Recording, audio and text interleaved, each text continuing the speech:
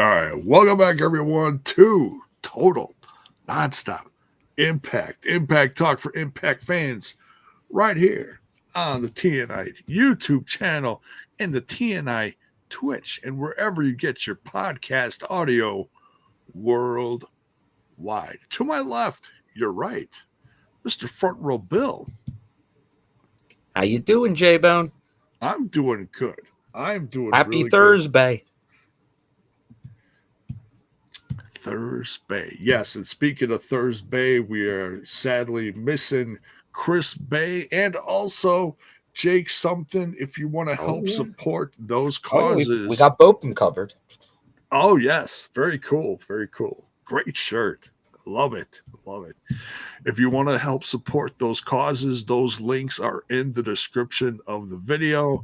And by all means, check out the rest of the links in the description so that you don't miss anything from us in the future. And go check out the merch links as well. And as we get things rolling here, make sure you smash that like button and smash that sub button as well.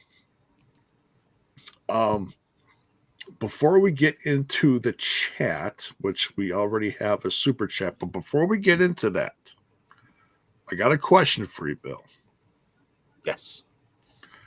I saw you were getting pretty chummy with some of the groups that we saw on tonight's show. Me? Bill, have you been invited to the Penthouse or the Treehouse? Oh, I'd be interested in joining either, but you know, I'm ready for that penthouse lifestyle, J-Bone. It's all about that money. And then, hey, the Treehouse, man. You gotta love the Treehouse. Those little rascals. Love the especially guys. now with the too sweet Ace Austin in there too. So got one half of ABC. It's quite the crew. One half of ABC. Yeah. So, and obviously during this whole NXT partnership, the Rascals, they've come back. They've come back to what we need them in TNA. Yes. So always like to show the support. And you know me in First Class. I'm a First Class fan. First Class? You are. I noticed it, Bill, so I had to address it at the top of the show. So you noticed there was some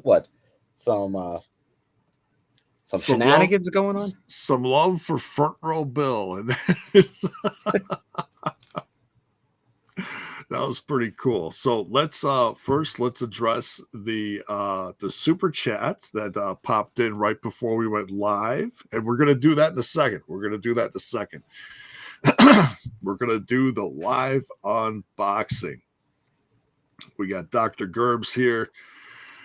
We got the super chat. Happy birthday to Crazy Steve, whose birthday was this week. Check out his scents: the Decay, Pine Cedar, Balsam, and Vanilla Musk, or Absturge.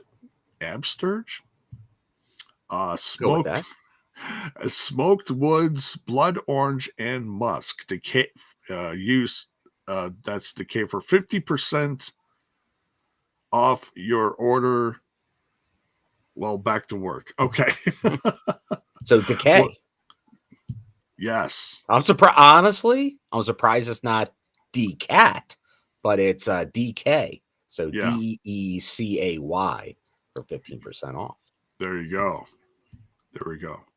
So yeah, thank you, Dr. Gerbs, for the support and the love, and go check out that link too. All right. Yes. Thanks again to everybody last week with all the super chats and my goodness and bits and all that. That was a very TNI fam love fest that we much appreciate. Always good to know the fam is enjoying everything, and a lot of, and there were some new faces there too. Yes. Which is always cool to see. So I hope you guys that were here last week are also here this week, enjoying the ride as we get to sacrifice.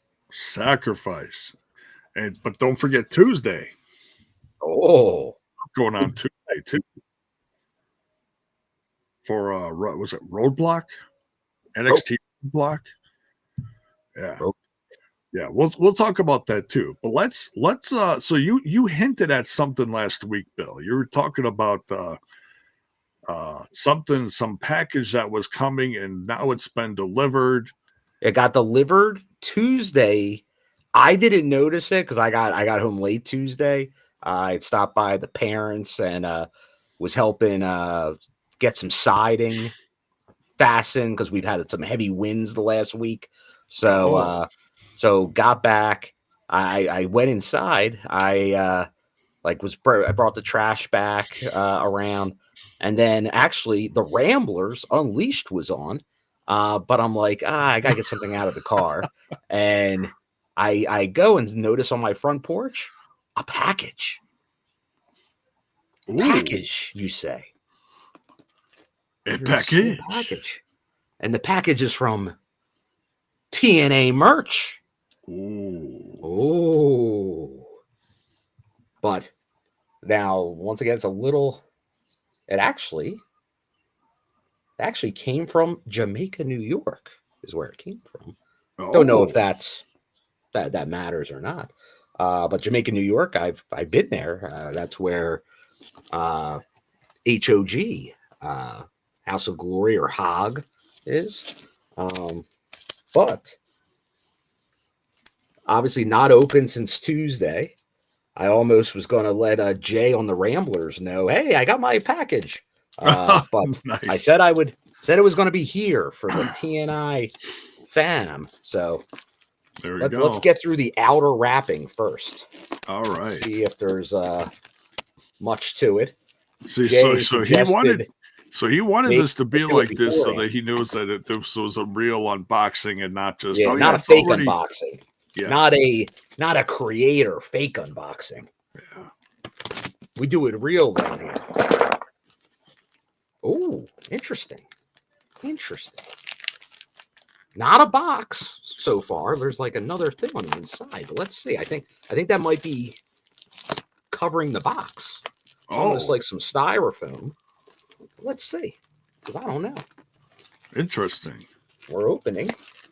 Is that like a plastic protective covering? It is. Okay. Oh, wow. All right. So we're starting to get an idea on what's inside here. Ooh, it has that plastic smell. Now we're gonna do a little tape. Maybe tape. We'll see. Well, that is really nicely packed. That is really wrapped. Actually, I can probably just slip this off like a slip cover. Bam. There you go. Now we got a box. See, now if I did this, it would look like it could have been opened already. That's why we had to do it for the peeps. Gotcha. Now I won't show this size because this side because it will give away what could be inside. Oh. So to the camera, the unboxing. Here, we'll even give Bill the screen. Look at this. Ooh. Oh, what do we got here? Oh. Now see, we got to get the other one. So let's flip this one over. There it is. Nice. Look at that. TNA sneaks. So let's hold on. Oh, good. There's two of them in there. There is two, not just one. So the pair. There we go. Go there. Let's get some extreme close-ups. Now so you said there was two different kinds. You said, Bill, right?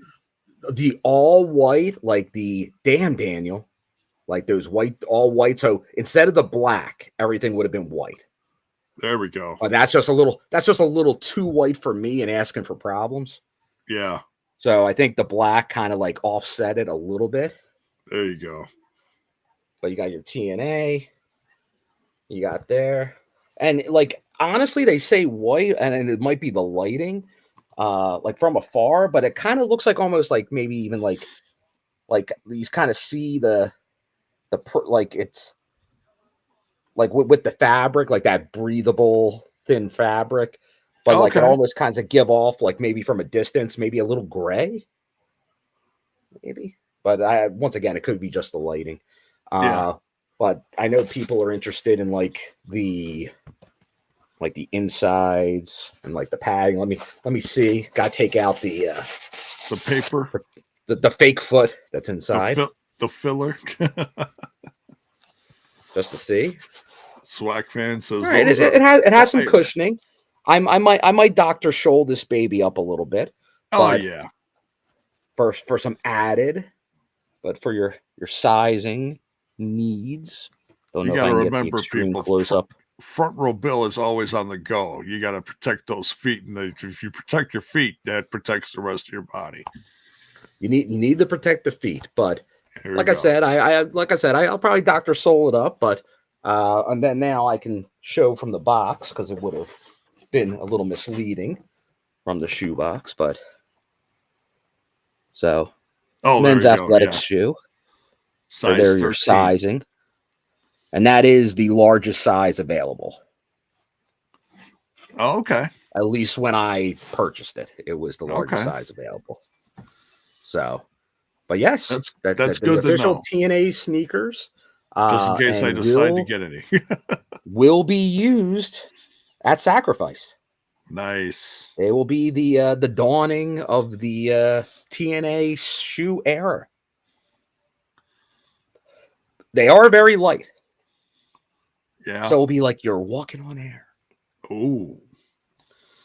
So who knows? Like maybe my 40 time just increased. Like the sign, like it's like the song says, "Walking on sunshine." Oh yes, there we go. So, very cool, Bill. And just because we still have some time tonight, and they kind of do this now every Thursday, you can get a discount right now on the TNA merch website.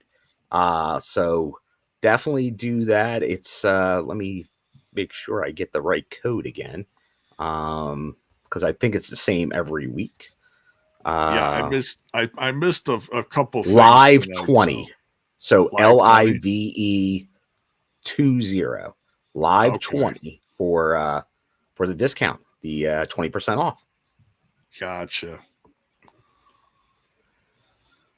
Oh, people want to see the people want to see how they fit. Oh, I'm sure they'll fit great, but maybe I'll throw one on the old foot ski. Yeah, why don't you do that, and you could just at least you don't have to necessarily do like the walk around, but at least how it feels on the foot. Because let me see here. Now it's already tied. Let me see if I can just slip it on. Shoes are funny that way because, for example, like you look at like your Nikes and your Reeboks. Those are two. Mm-hmm. Yeah, they're two. Athletic shoes, but those are completely different sized shoes. So, ooh, baby. I learned that a long time ago, back when the Bone Man used to sell shoes. I do like the little. Here, I'll show it on this one. The little to kind of like, hey, throw it on and then to bring this up to kind of get the heel in real easy. Yeah. I do like that.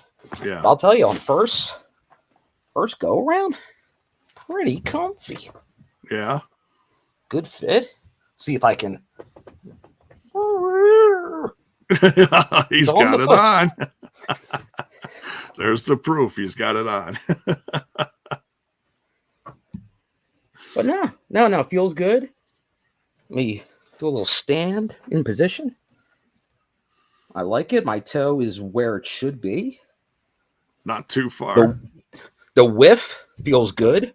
Yeah. Because like sometimes in that kind of shoe, you're like, oh, and they don't have the option of like a wide version, but might that be needed? It's good.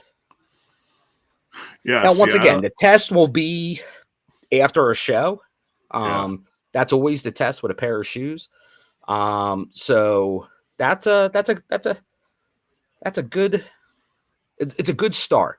like I said, just to be safe and proactive. And I do this like a lot of like when I would do trade shows and all for work, and like adding like that extra insole of like a Dr. Scholl's or whoever, just for that extra padding, especially for a lot of standing, a lot of walking around. It is helpful for any shoe, really.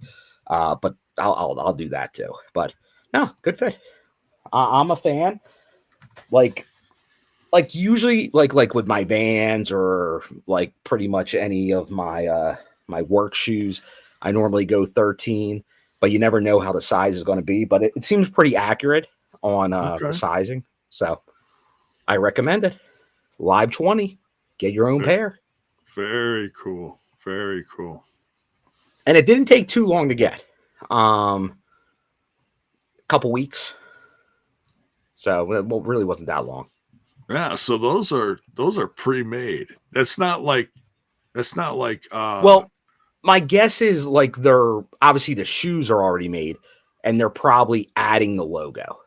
That could be. Because they're coming from overseas. They are coming from overseas. So they're probably taking those the basic shoe as is and then just giving it like a printing of the TNA logo on each side.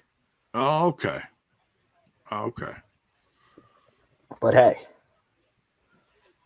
now we can show off the love for a little TNA, which I might knock down my whole setup here doing it. Oh, no, don't do that. But you got to get the kicks when you got to get the kicks. Boom. There we go. There you go. There we go. I was going to say, don't kick the camera now.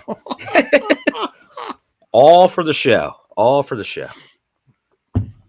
Nice. Good unboxing, Bill. Good unboxing. We like that. So, yeah, you can get those on the TNA merch site. Get the 20% off. Till the end of today. That's a Thursday thing. So definitely, yeah, don't miss the opportunity. So we have to wait till next Thursday. And that'll be the true test. Yeah. Yes. It's a Thursday special. It is. It is. And then off to Texas, eh? Off to Texas. Now you're not going to Roadblock, right? Ooh. It was still being discussed in the last day or two. Okay. Because obviously I am not too far from New York. I'm not around the corner. It's still a couple hour trip involving a train as well. Yeah. But it's a doable trip. We've been talking about it, but just and I know if you're a long time fan of the show, I know he's made some brief appearances, but my good buddy Dave, that you know as well, J-Bone, yeah, he's been under the weather lately. So it'd be a tough turnaround because I saw someone mention SmackDown in Philly earlier. Oh, I would not normally go, but it is local. But we were talking about that too. But he's kind of in a recovery mode right now, so probably not the best idea to go to like like maybe tomorrow because it's more local. But probably not going to do that. So, but we'll see. I never say never to anything because you never know what might happen at the last minute. But as of now, probably not planning on it. And like I said last week, I think if I do go, it would be for probably the cheap seat available, which I know, I guess because Undertaker said he's going there, like there was like a uptick in ticket sales, but I don't think he's doing anything other than maybe being there. Interesting. But I know there's still, and this is my annual Ticketmaster beef, but the whole platinum ticket thing where they block off like front rows of the upper sections and go, hey, all that whole row, we're going to charge a premium of X% because we know people want those instead of the tickets right behind them. Yeah. Well, there's a ton of those tickets. Most of them aren't sold. because of those platinum prices. Oh, So if they become regular standard pricing, so therefore probably 40, 50, 60 bucks cheaper than they are now, then maybe yeah. I'll consider it. But I'm going to Okay. go my Pearl Jam Eddie Vedder anti-Ticketmaster on that. There you go. And we got Oh, depends. there we go. Friend of the show in the chat here. Are we going to get a Bill's Hotel reveal in El Paso? My favorite segment. You will get that, as always, on Oh, Sacrifice. You will get the reveal, and since I've not ever been to El Paso, it will definitely be a first-time hotel in El Paso for me. okay. I think most people know my style at this point, but I usually do the judgment on price and like ratings, reviews to an extent. Like I won't go automatically with the cheapest hotel. I know rumors are out there that I will, but that $5 hotel was through a snafu that I figured out. It was not actually a nice hotel, but Okay. but sometimes it's the cheapest. But sometimes it's the cheapest with like maybe it's $5-10 a night more than somewhere else, but it will have like, okay, I can confirm it's in like a better area than maybe some other ones or stuff like that. And like there's not people saying that like everything's broken and obviously for the show, Wi-Fi.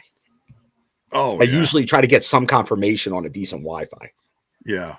If you're able to do the show, Bill, by all means go ahead and do it. I won't be around because Oh, okay.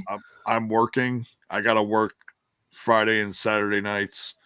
The Well, plan will be to do the yeah. show. Okay. I will check to make sure maybe Alicia or if anybody else from the team is available. Okay. Or I might even reach out to some of our friends out there in the TNI fam. There you go. So we will Or see. check But with the Ramblers too. Yeah. yeah, like the TNI intention is always to have the live show after, like the review after the live show. Right. Sometimes we've had to push it a day or two, but we obviously want to get it out there as quick as we can. And definitely, obviously, because if you're working Friday, Saturday, I'll be traveling back Sunday night, so that would kind of put that in jeopardy. So that probably are going to be our best time as long as somebody else can do it. I Okay. know I think I did it once as a solo review. I prefer to have somebody else give their opinion as well, Yeah. as opposed to just being like a solo show. So as long as somebody else is available, we'll definitely be doing the show, unless there's some Okay. type of technical snafu that we'll make you all aware of. But as long as everything's good, we should be good to roll on. That's what the plan is. Okay. Next Friday, a week from tomorrow. It's There you almost go. like Nick Nemeth's arriving in 8 days. So is the TNI Sacrifice review. Ooh. Maybe Nick will do a review with you. That would be actually really cool. So how was the match, Nick? No. Good idea, J-Bone. Right. We'll book it.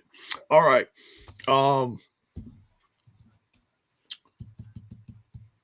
Anything else in the news?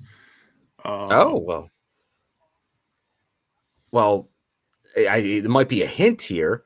David Penzer, by the way, so much for my AJ Styles prediction. Now, I don't know if anything else has come up, but I know AJ's been interviewed recently and pretty much for the first time acknowledged the possibility of it happening. Oh, yeah. Which is very cool.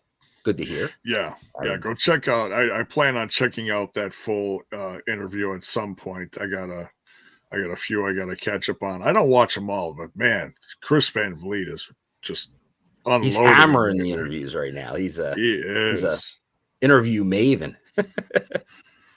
Yeah, he just had Osprey was the one that came out today or yesterday or something like that. So Very cool. And I Very do cool. feel TNA. What did they announce? Because what they've been doing lately, TNA is going through like how they've been doing like Sports Illustrated, confirming signings and stuff like that. Okay. But somebody, do you know who actually confirmed they re-signed? A friend of the show and a friend of David Penzer, might I add. Oh, Daniel Spencer. Oh yeah, yeah. He had an anniversary or something he posted. Yeah, and he was confirming that he re-signed, he extended his deal, and he also has, he didn't get into it, but it sounded like some more backstage responsibilities. Correct. Which, congratulations to a friend of the show. Absolutely. Congratulations to him. I believe also it was, did it? Oh, yes, and it was Eddie Alicia was the, and Alicia. Eddie and Alicia was the other announcement that they re-signed. And I knew that's because they did they're kind of the way they're kind of getting news out there is a little different. Yeah. Right. Yeah. 5-year anniversary obviously for Daniel Spencer. Ride or die. Ride or die. Ride or die. One of the heart true and soul diehards of the TNA roster. Love him or hate him right now because of who he's with and who he's rolling with and what he's doing. Man, he's done some tremendous stuff in the world of TNA Impact. So very cool, very cool. Yeah, I'm hoping Daniel Spencer will hopefully, like I know obviously there's OVW also going on. Yeah. So he sometimes joins us a little later in the show, but hoping he stops by tonight because definitely want to congratulate him on his anniversary with the company and also his extension, which is great to see. And the movie, and they were plugging the movie heavy on TNA. I saw it. Yeah, I saw it right before TNA. The behind the scenes. Oh, did you see the movie? I saw the movie today. Oh, it was okay because they're talking about how it's coming out tomorrow. Well, this is the movie business, J-Bone. Right. To get those extended weekend box office, right? Movies that open on Friday really open as a Thursday sneak preview. Right. So you got to know where to look. There'll be like one or two showings on a Thursday night, locally, at a theater near you. Yeah. So I saw the 610, which was the first show tonight at 610 at my local theater. Nice. I think I mentioned it like a week or so ago. There wasn't a time listed, so I wasn't sure if it'd be playing this weekend there, but it is, and it had a time today. So I already saw it, and I gotta say, very good movie. It's up there in wrestling movies. Nice. Like it will be tough to say like The Wrestler with Mickey Rourke and Marissa Tomei. That's probably the best wrestling movie, but it's a different kind of wrestling movie. Oh like, this is like wrestling's in it. This is a movie about wrestling. Yeah. It like if you kind of kept like it's about now once again this is you're right, it's about history. It's about like 50s era wrestling and obviously women's wrestling or ladies wrestling. But it is very much more technical in the wrestling lexicon of jargon and the whole thing from storylines, heels and baby faces. Like it kind of goes into all that. It's like kayfabe. Like it kind of goes behind the curtain more than most wrestling movies. Like some of them will be gritty or stuff like that, but it really like kind of gets into the business because it's like having you go through the training to be a wrestler. Yeah. As like you're following her path. So her journey, definitely if you're a wrestling fan, I think you definitely should go out and see this movie. And obviously the last one was the Iron Claw, which I thought was good. But that's like, it's a story. If you know wrestling, you know the story. Yeah. But it's almost like because of how you have to adapt to a movie, there were things missed and all that you could nitpick at it. this one, and obviously you got to be a long time wrestling historian to know this because it's from an earlier era. So a lot of it are just names you might have heard of, things like that. Yeah. But it was I thought it was very well done. And it wasn't, remember, like people ripped the Iron Claw for like the Ric Flair, like the characters not coming off because they're too identifiable to people. Yeah. People didn't look a certain way or they weren't big enough. Here, they didn't have that problem. Yeah. But it was like some of the bigger connections like are kind of like pretty cool stuff. So, but yeah, no, I thought it was good. Awesome. I saw someone in the chat says, is it worth the price of admission or should we wait for it to come out on TV? Like I said, if you're a wrestling fan, I think it's worth the price of admission. Okay. If you're a casual moviegoer, you probably wouldn't get as much out of it. Yeah. Like, I think it's still a good story and things like that, but I think the wrestling fans will get more out of it. And it all depends on what you do. Like, I have like the AMC A-list, which is 3 movies a week as part of the membership. It's going to be 4 in May. So it's definitely worth one of my movies a week, no doubt. But I would go see this movie like through whatever means or things. Like, if you want to do it as a matinee, if you want to do it as whatever, like I save a couple bucks. Yeah. and also supporting the business. It is. Like, and obviously there's a lot of people in the business that were in the movie. So like, but like that's the casual moviegoer won't be like, wait a second, that's Jim Cornette playing that part. Right. Or that's this wrestler playing that part. Or they're making mention of this person that became this in the wrestling business. Yeah. Which all happens. Okay. See, that's very cool. And if you watched all the behind the scenes stuff that they showed during TNA tonight, I noticed that one of the actresses that plays one of the, well, of course, female wrestlers, I've been a fan of hers for a long time. She dates way back to it's the redhead that was in True Blood on HBO. Correct. Yes.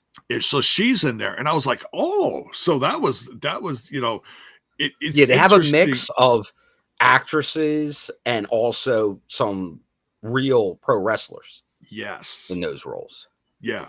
And that certainly helps. Like, I know Naomi's in it. I know Camille's in it. Tony Storm's in it. And I'll say this, and honestly, I can't confirm a lot of this, but it seems like obviously Camille and AEW, I'm not sure what that current status is, but supposedly they haven't really highlighted Camille, and she's a big part of the movie. Like, she's just not there. She's a big part of the movie. Oh, okay. Like, she has for the pro wrestler aspect of the business, she has the biggest role by far in the movie. Oh, wow. And supposedly they're not even really acknowledging that she's really in it. Oh, you're talking about AEW is not acknowledging it. Yeah. See, and that's a mistake. That is because like she's like the wrestler that shows up. Like, there's another one of their wrestlers that has a part in it, and it has significance, but it's not nearly what Camille's part is in this movie. Okay. Like, she has a lot of lines and a lot of the thing. Like, she's doing a lot of work in that movie. So kudos to her. Oh, absolutely. Yeah. Just any of them that are involved that can help with this, like I said, this timepiece in women's professional wrestling. And that's amazing. That's amazing. I really want to see this now. I really do. I recommend it, J-Bone. I recommend it. It gets the bill 2 thumbs up. Bill 2 thumbs up. Nice. There we go. Well, there you have it for Mr. Front Row Bill. Go see this movie. I mean, yes, I know seeing a movie nowadays isn't in everyone's budget, but if you can, scrape together, $50 for a matinee, go see it. Like I said, if you're a movie fan, like I am a movie fan, so I'm not the norm of the audience. But I've always been a movie guy. But you do see a lot of movies. The $22-23 a month for 12 movies right now in any format you want. That's really tough to beat. There's not a lot of stuff you can do for $22 a month. That's a lot of nights out potentially. It is. Yeah, you definitely got to fit that into your schedule. Yeah, so I just say, other than TNA wrestling, Impact, forget UTV. Yeah, right. To the theater. To the theater we go. All right. Well, thanks, Bill. That's awesome. It's good to hear. And then, like I said, the plan is to eventually get Daniel Spencer on here, and he can talk about his experience. Daniel Spencer, the actor, Daniel Spencer. So, but yeah, very excited to check that out. Yeah, who knows? Maybe we'll even try to get Cornette on here. Who knows? No. Oh, look out, J-Bud. We're getting ambitious here. We're getting ambitious. That is ambitious. All right. Do we want to go through the additions to the sacrifice card, or do you want to do that at the end of the show? Whatever you want to do, J-Bone. All right. Steer the ship, Captain. Let's do that at the end of the show. Sounds good. Let's do that. Because we'll reveal some stuff as we go. There we go. Now I'm going to look to you for a couple segments because I had to step away for a short portion of the show in the second hour. But yeah, when we get to that, I'll have you go into more detail on a couple things. I got the basics, but as far as details and such. All right. Well, before we get there, J-Bone, as we kind of finish up the news and we get into the show, okay, we probably should talk. Like a lot of people from TNA, we've been hearing the rumblings. I know Tommy Dreamer said it today. They're expecting maybe the biggest 2-day crowd in quite some time in El Paso. Okay, ticket sales are going very well. So that's for this next for Sacrifice. For Friday's Sacrifice, and then the next day and tickets. The TV tapings. Yeah. Nice. So now they're looking pretty good. I'm just quickly looking at the Sacrifice page on the website. That's at the El Paso County Coliseum. Yeah, big venue, but it seems like obviously I think there's very limited floor seating right now, and I think even like the GA is like they've supposedly gone through a lot of GA already. So, okay. So no, should be a packed house. I'm not sure what the official final setup will be, but it will. It's looking pretty good. Looking pretty good. Okay. Any numbers as far as what you think they're going to be going for as far as like numbers and seating?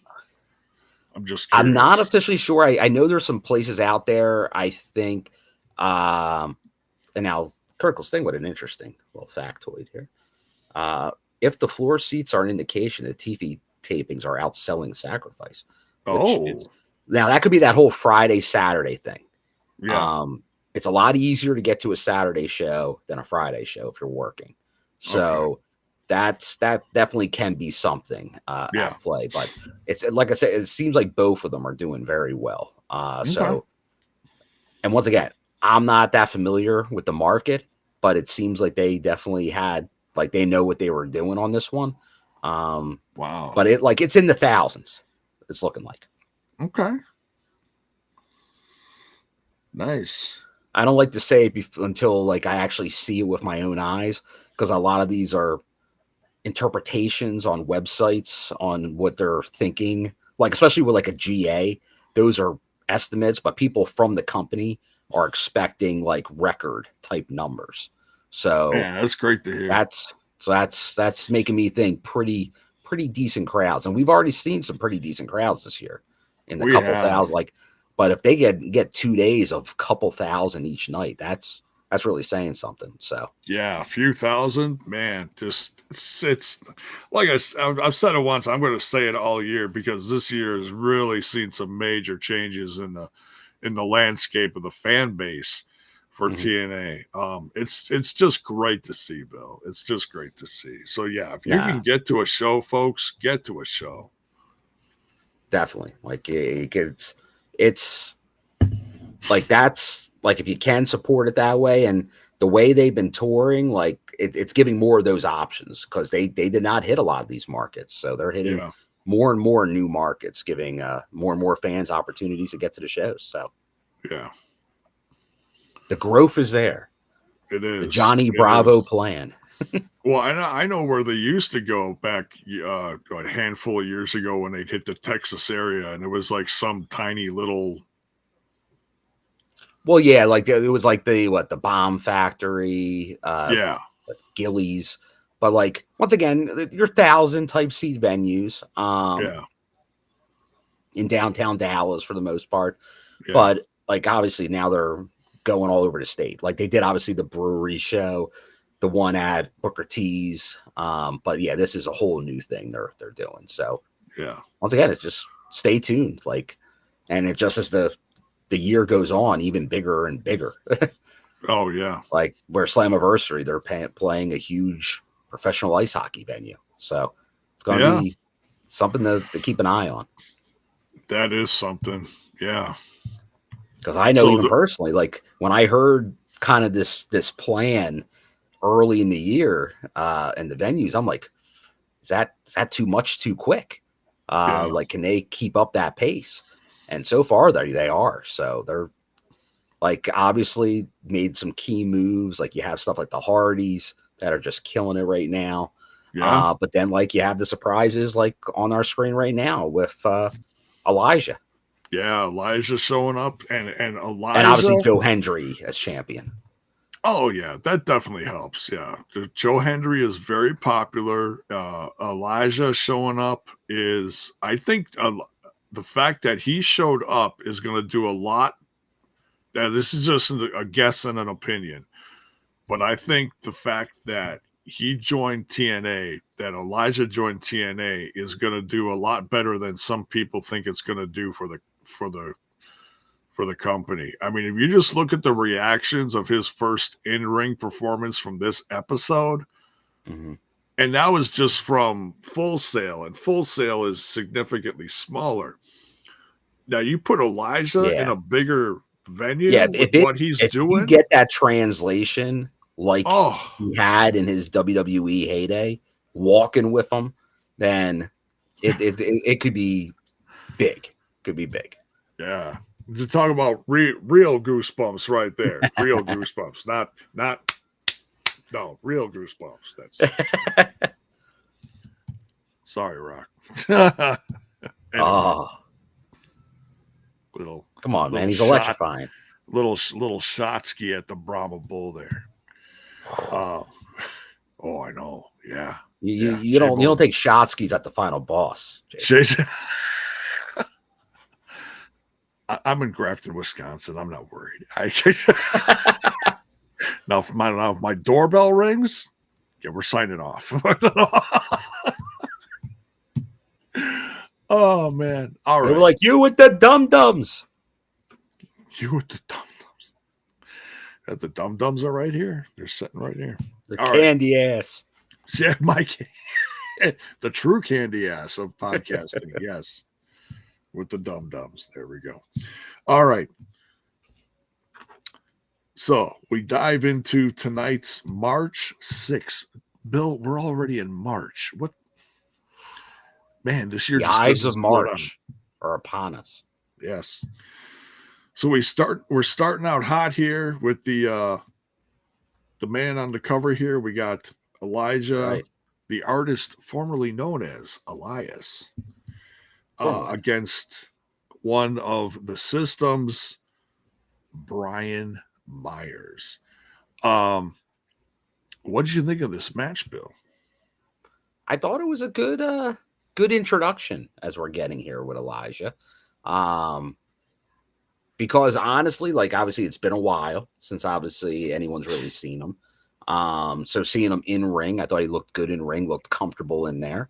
Now I honestly, it's been a while. I wasn't even sure. Like he finished the match with a tombstone. Oh man! Now was that a go-to finish for him in previously? I don't even know. I don't think he's.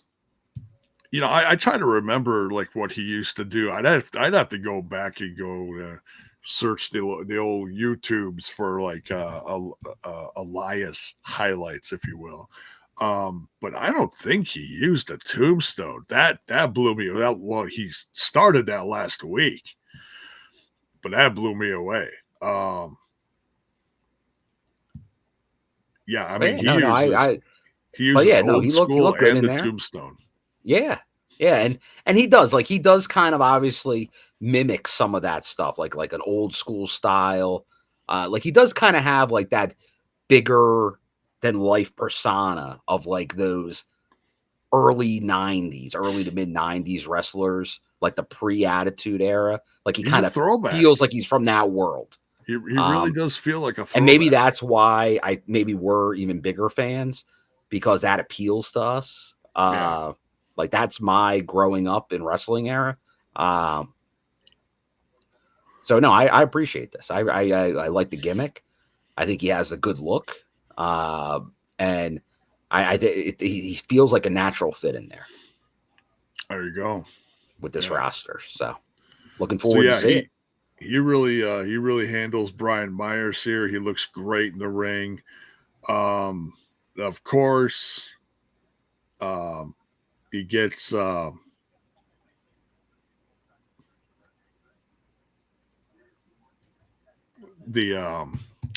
system goes after him. He gets rescued by Joe Hendry. Oh man. Oof, system. And Hendry running down with the guitar this time. That was the old guitar. That was a first. Hendry's never run down with a guitar before. No, he just happened to have the guitar at the concert. Usually, he doesn't usually use a guitar, right? Like Elias. But now, obviously, Elijah, he's known for his guitar, right? But it's interesting is how much Hendry might be using his guitar going forward, if that becomes more synonymous with Joe Hendry. Yeah, it might, yeah. It would make sense. It would kind of depending on where these two, if they stay aligned or someday clash. We'll have to see. Might be slap nuts for everyone. Oh, look out. All right, let's see here. We got now I know these might be out of order. Excuse me. But I know we got a segment in here where Ace and the Rascalz are getting interviewed. Mm-hmm. I think that's next. If I'm wrong, then I'm wrong. But I believe you are correct, J-Bone. Okay. Yeah, because I was late in my note taking, so I missed a couple things. Or may have put them out of order. But yeah, so they're talking about the match later with the Northern Armory. So which ends up being an amazing match. Mm-hmm. But there's all these other little stories floating around it. But we'll get to that. Next we get the First Class Penthouse. There you go. First class Penthouse, which My is one of my favorite segments of the night, J-Bo. it's so goofy. It's so goofy. Love the Now Penthouse. I'm wondering. Now I'm pretty sure this is the same two ladies that were in the first Correct. big thing that they did, but they didn't really acknowledge them, which I wish they did. Yeah, not really. Like it was kind of like a quick acknowledgement, but not like really a lot of acknowledgement last week or Right. the last time we saw them. Yeah. So it'll be interesting to see if they stay part of it or, maybe they slowly keep them a part of it and then slowly get them into the ring. I don't know. Could be. Or I don't know. Like that might, the Penthouse, I have a feeling may involve maybe local people. It I feel that was like Florida people for the most part. Because obviously, like I said, that's a hotbed. You have a lot of the wrestling personalities around there, but who knows? But I do like it. Once again, a throwback. It's an updated version, but even we heard it when AJ kind of brought it in. It's a modern Piper's Pit. Yeah. Oh, this is going off subject a hair, but kind of going back to what we were touching on. Thank you, Swag Fan, for the super chat. Much love, man. Can you imagine Hendry versus heel Cena? Ooh. Oh man. For those of you that don't know, that maybe haven't paid attention to the wide world of wrestling, it happened. It did. So I'm gonna, and I'll ask you a question in a second here, but yeah, so big stuff happened in the world of WWE at Elimination Chamber, and I happened to see signs in the crowd that night that said Hendry versus Cena, and those signs are starting to pop up at a lot of different places. So, Bill, did you watch Elimination Chamber? And if you did, what did you think of the heel turn from John Cena?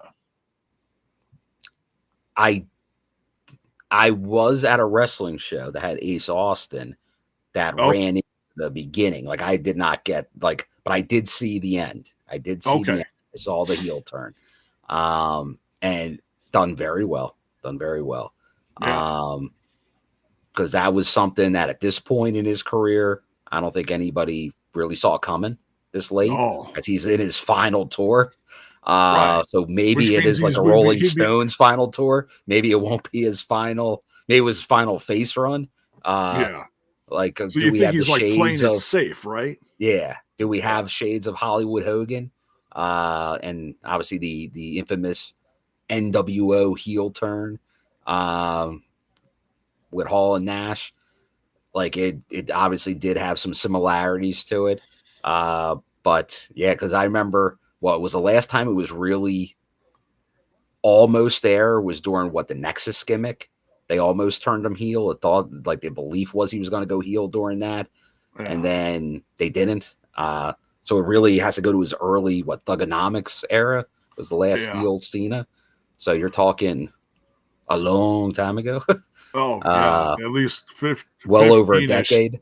Yeah, closer to 15 years ago. So no, and the one thing about the Cena and Joe Hendry possible match that's been Joe's putting into the ether to happen, it would have been face versus face. Now it's not.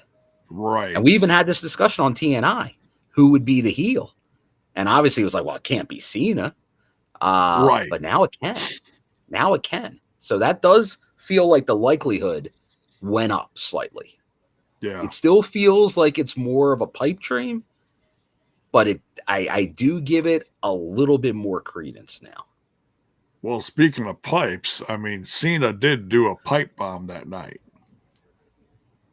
He did. So if you saw If you saw the post show, you know what I'm talking about. Yeah, he just took the He did mic. the mic drop. He sat down, grabbed the mic, dropped it, and left. That was it. Adios.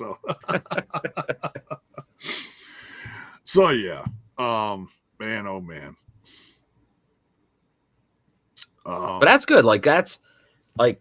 That's good. It's given wrestling overall a buzz when you do stuff like that. Yeah. So once again, that's good. And obviously we're in a era where we're in a partnership with NXT and WWE. But I know we didn't talk about it in the news segment, but who knows what's going on now, because Natty Neidhart, Natalya, already confirmed for the NWA Crockett Cup coming up in May in Philadelphia. Whoa. I'll be there. But I feel like that's a sign. I definitely think we're getting Natalya in TNA, because she's also going to do Bloodsport with GCW. So I think we're definitely getting Natalya. That's crazy. I think definitely over the course by the summer, Natalya will have done at least one TNA match, if not a little bit of a run. So we'll see. Well, yeah, and we'll have to wait and see if they, maybe go back to Canada later this year. Well, they are. Those tapings are on sale, J-Bone. Oh, that's right. Brampton, Toronto area. So that would be perfect. That would be perfect. I think there's a good chance you have her at those shows. But she's from Toronto, isn't she? Well, come on, she's a Hart. Right. Alberta, but still Canada. Yeah. A little more west. Canada's pretty small. I mean, everybody. It's actually not small at all. No, I'm kidding.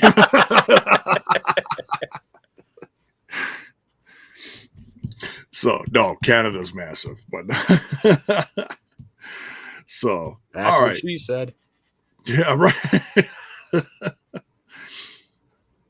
So yeah, yeah. So then, so we got Maclin invading the first class penthouse, and man, I don't know why you would want to poke the bear and have start spitting about Steve Maclin, while you're got a live microphone, because you know there's a good chance he's going to show up.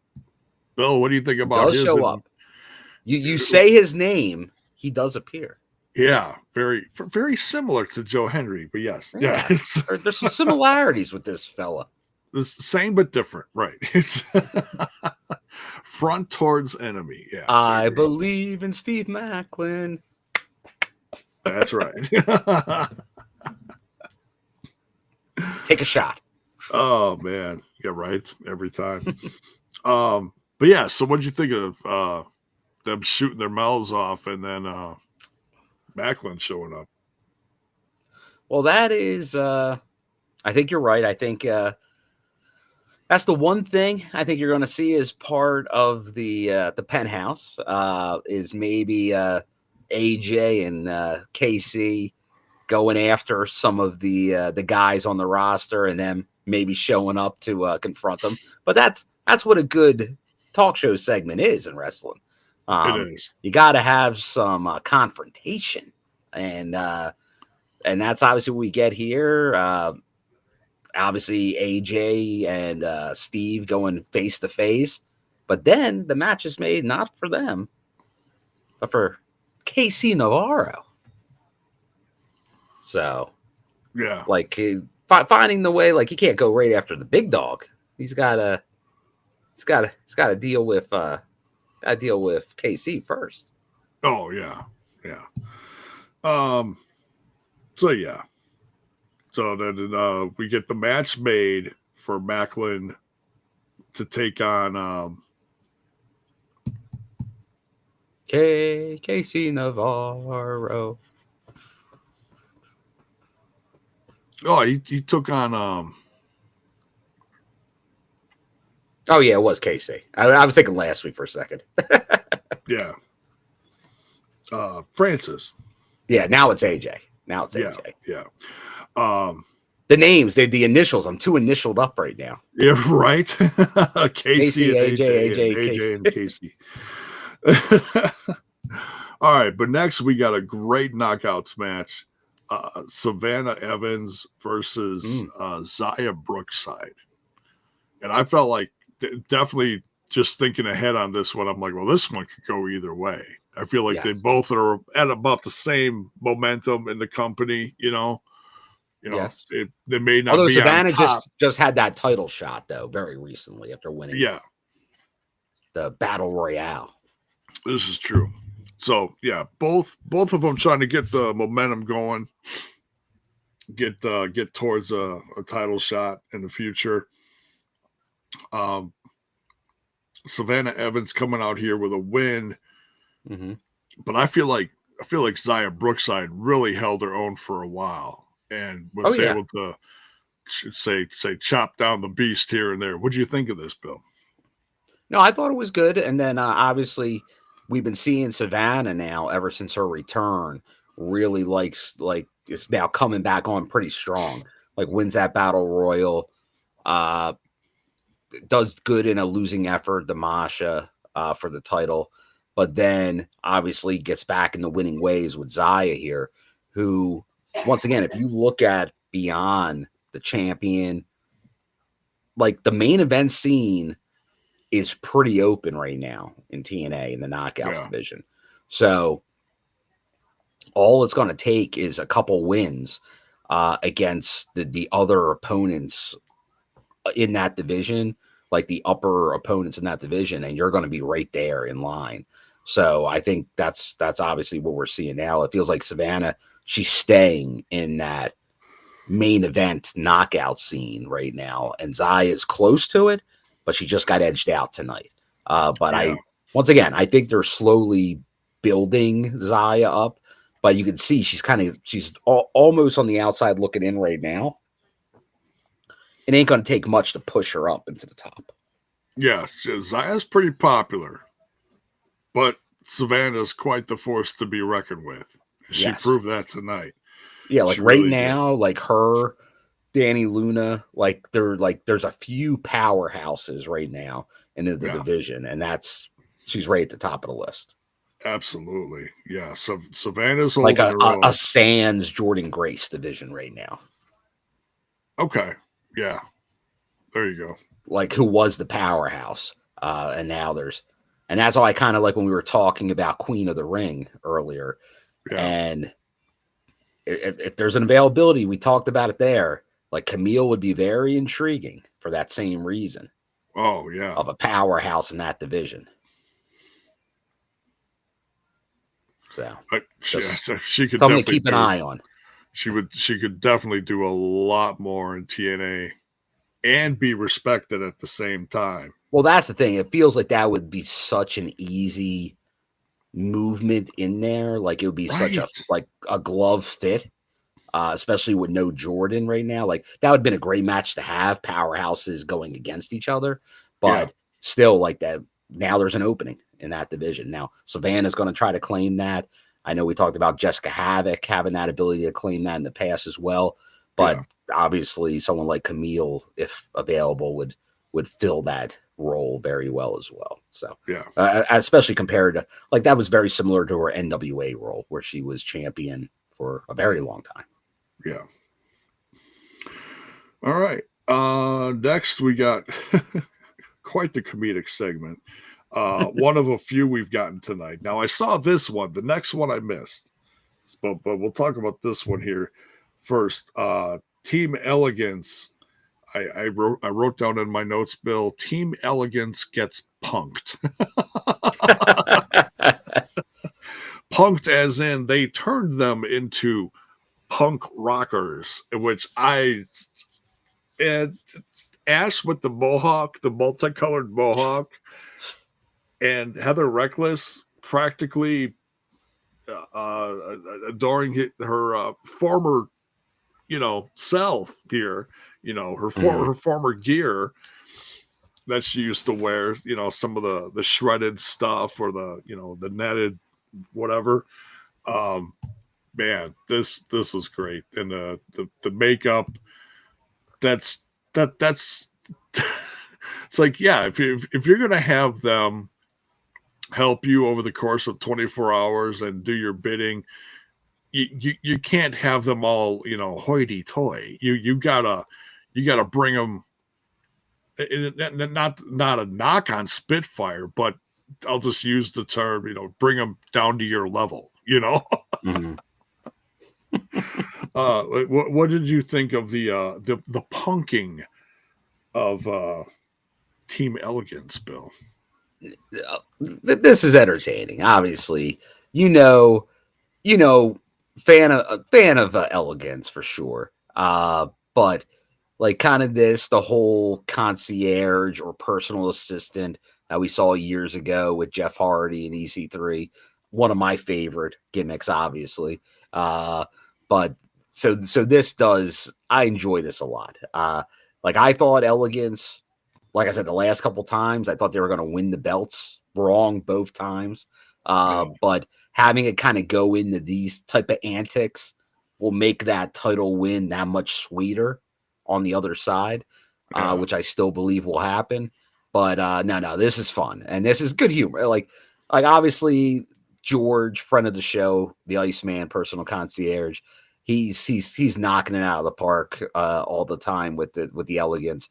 But obviously Ash and Heather, they're doing a great job with this. And it's really this rivalry with Spitfire, I think, is helping establish them as this group that kind of like, once again, just kind of got put together at one point. But now they really are like a cohesive tag team. Like posts Lars and all that. So no, I think it's doing a great job. And you always need some comedy in TNA. You always need some comedy in TNA. You do. Yeah. Like if we didn't have some comedy in TNA, it wouldn't be TNA.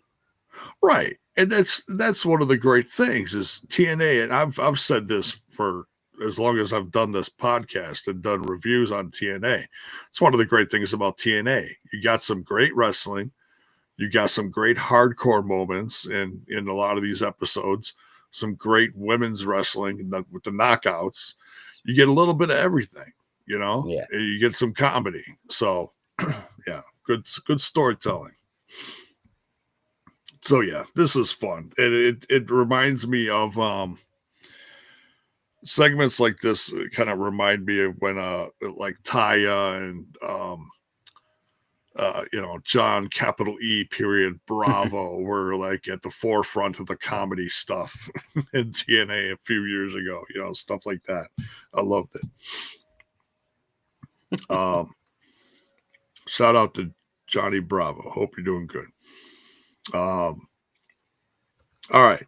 So they get you need to rock that mohawk though, J-Bone. Yeah. But it's to be continued. I can't wait to see the next segment. Yes, we will get to that. Next, we got Santana versus John Skyler. One half of the Skyler. Great Hands. There you go. Get it right.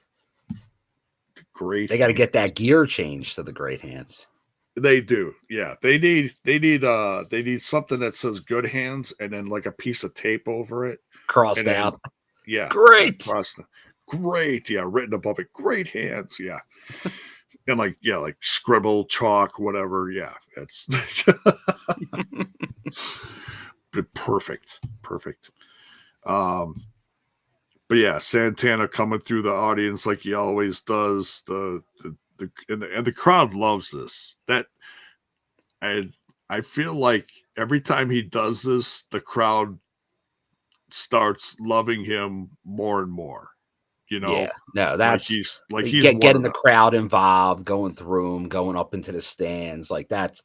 It's smart. It's a smart way they're doing, which you love to see. Like Santana, we keep saying that like he's a breakout star for them. He's a main eventer for them, and it's building. And I'll tell you that the stuff with Ali, this storyline, I think it might be there already. But this is going to be the number one storyline in TNA. I think so. Yeah. For like a feud, a long, like an ongoing, like I know people and I myself, I was surprised they're already having a match already, but you know, it's going to be shenanigans. Like this is going for a while. Like this feud is money. You're not going to end that quick. Yeah. Yeah. And it's as much as it's fun to make fun of the great hands. There is a ton of talent in that tag team. And they wouldn't be doing the stuff that they're doing if there wasn't the talent. John Skyler's been around for a long time, almost 20-year career in wrestling. And it's paid his dues. He has. And that's the thing is I don't think a lot of fans know that, but he's been around. And the fact that, Jason Hotch is with him and just learning from a guy that's been around forever. So yeah, I knew this match was going to be good. John Skyler, make fun of him or love him or hate him or not or whatever. He's a force to be reckoned with in this match, especially considering the odds are always against him. You got Jason Hotch outside that ring. You got to keep your head on a swivel. Mm-hmm. So, because John is teaching him well. So what'd you think of this? No, I thought Skyler did well in there, like going against obviously Santana. The deck was stacked against them in that one. But but obviously after Santana gets the win here, it's more what happened after the match and the message we get from Ali and the infamous test, J-Bone, that he calls out for. Oh, the urine test. Yeah. Yes. Yeah. Yeah. Like they're going places. Like he's going there. I was like, ooh, that's okay. All right. So, the guy comes down, hands that to him. And randomly selected, J-Bone. Yeah. And at first he kind of swipes it away and then he picks it up and he's like, I can't believe this, man. I can't believe this. You do that in the back. This could this is true. Yeah. For the whole world to see. Just geez Louise. Poor guy. But this continues later. So next we got no, I don't think there was anything in between here, but I think it goes right into I think it was a break that goes into AJ Francis versus Maclin next. Bulletproof. Yeah, front towards the enemy. By the way, I love that front towards the enemy white shirt that Maclin had on. That looked cool. Now it's not in the TNA shop yet because I already checked, but I'm sure checking it out. I'm sure it's going to be there soon. Oh yeah, and once again, live 20% off on Thursdays. I was checking it out. Hopefully soon. I'll see if it's at a live event. There you go. El Paso. There you go. Hopefully, if it is, maybe. Speaking of the live event, J-Bone, I'll PayPal you the $20. Did you see the Hardy packages they put on sale? I did. That's is that on the website? I believe it is. That is on the website. 10 only each day. 10 only each day. There we go. The first ever perk-filled, extremely limited. 10. 20 total over 2 days. Ultimate Hardy Experience and the Extreme Hardy Experience will be held on March 14th and 15th in El Paso County Coliseum, with conjunction with the TNA live events in El Paso, Texas. That article is on TNAWrestling.com if you want to get the the details on that. But hey, but it comes with a lot of stuff. Like there's going to be a TV segment, like that you're part of. A Jeff Hardy wristband, all kinds of signed merchandise and photos. So yeah, a lot of perks. Nice, nice. You know, something else I noticed here, and I don't know exactly what it's about, but I saw there's going to be a special appearance by someone else coming to the El Paso. Chavo Guerrero. Yeah, Chavo Guerrero coming. It's been a long time since we've seen Chavo in TNA. It has, or just on TV, period. Not wrong, J-Bone. I think the last time we saw him on TV was in Lucha Underground, if I'm not mistaken. Yeah, he was a mainstay there. So no, I think that's another thing that'll be interesting to see play out. Yeah, Chavo. Yeah, who does well? And they advertised it. I'm trying to think when they advertised it.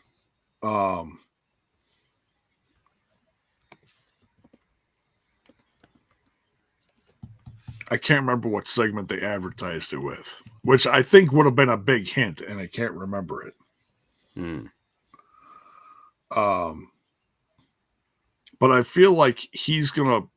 Oh, it was during something with Mike Santana, possibly the match.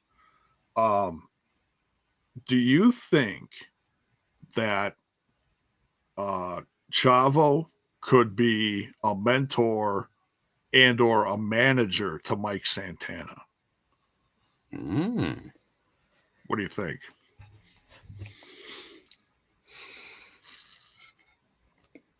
I could see him getting involved in that angle.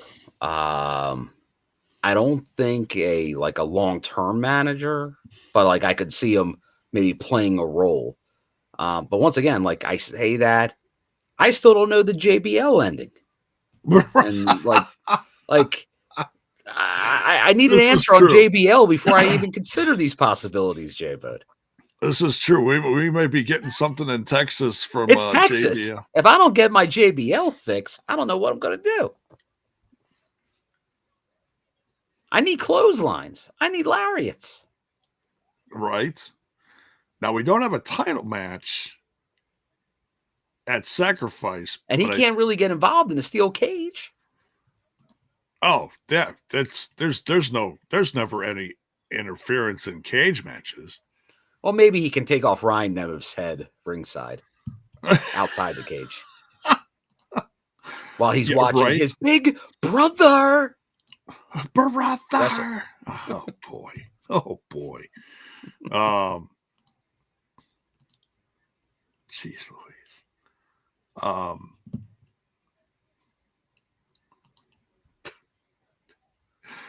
Just echoes in your head when he does that shit. Crazy. All right. So, but Maclin. So, excuse me. I almost misspoke. AJ Francis. AJ wins. AJ wins. Big win for First Class. It is a big win. It's not without some shenanigans, though. There may have been some shenanigans.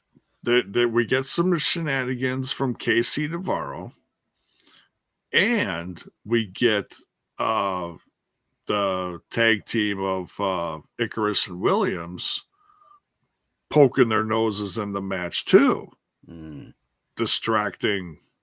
Yes, doesn't seem like EY's helping out like he thinks he is. He's trying. You think he's trying. At least he says he's trying to help. But we know how that goes in the world of professional wrestling. Wrestling. We're trying to help you. Right. Right. So my show. He's like, go away.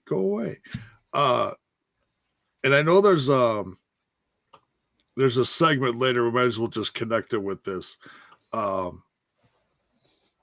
Maclin confronts EY, and he's like, just we're not doing this. We're absolutely not doing this. He doesn't trust him. And there's a shoe. Don't forget the shoe. It's a really big shoe. It's a big shoe. I'm like, what's with the shoe, Bill?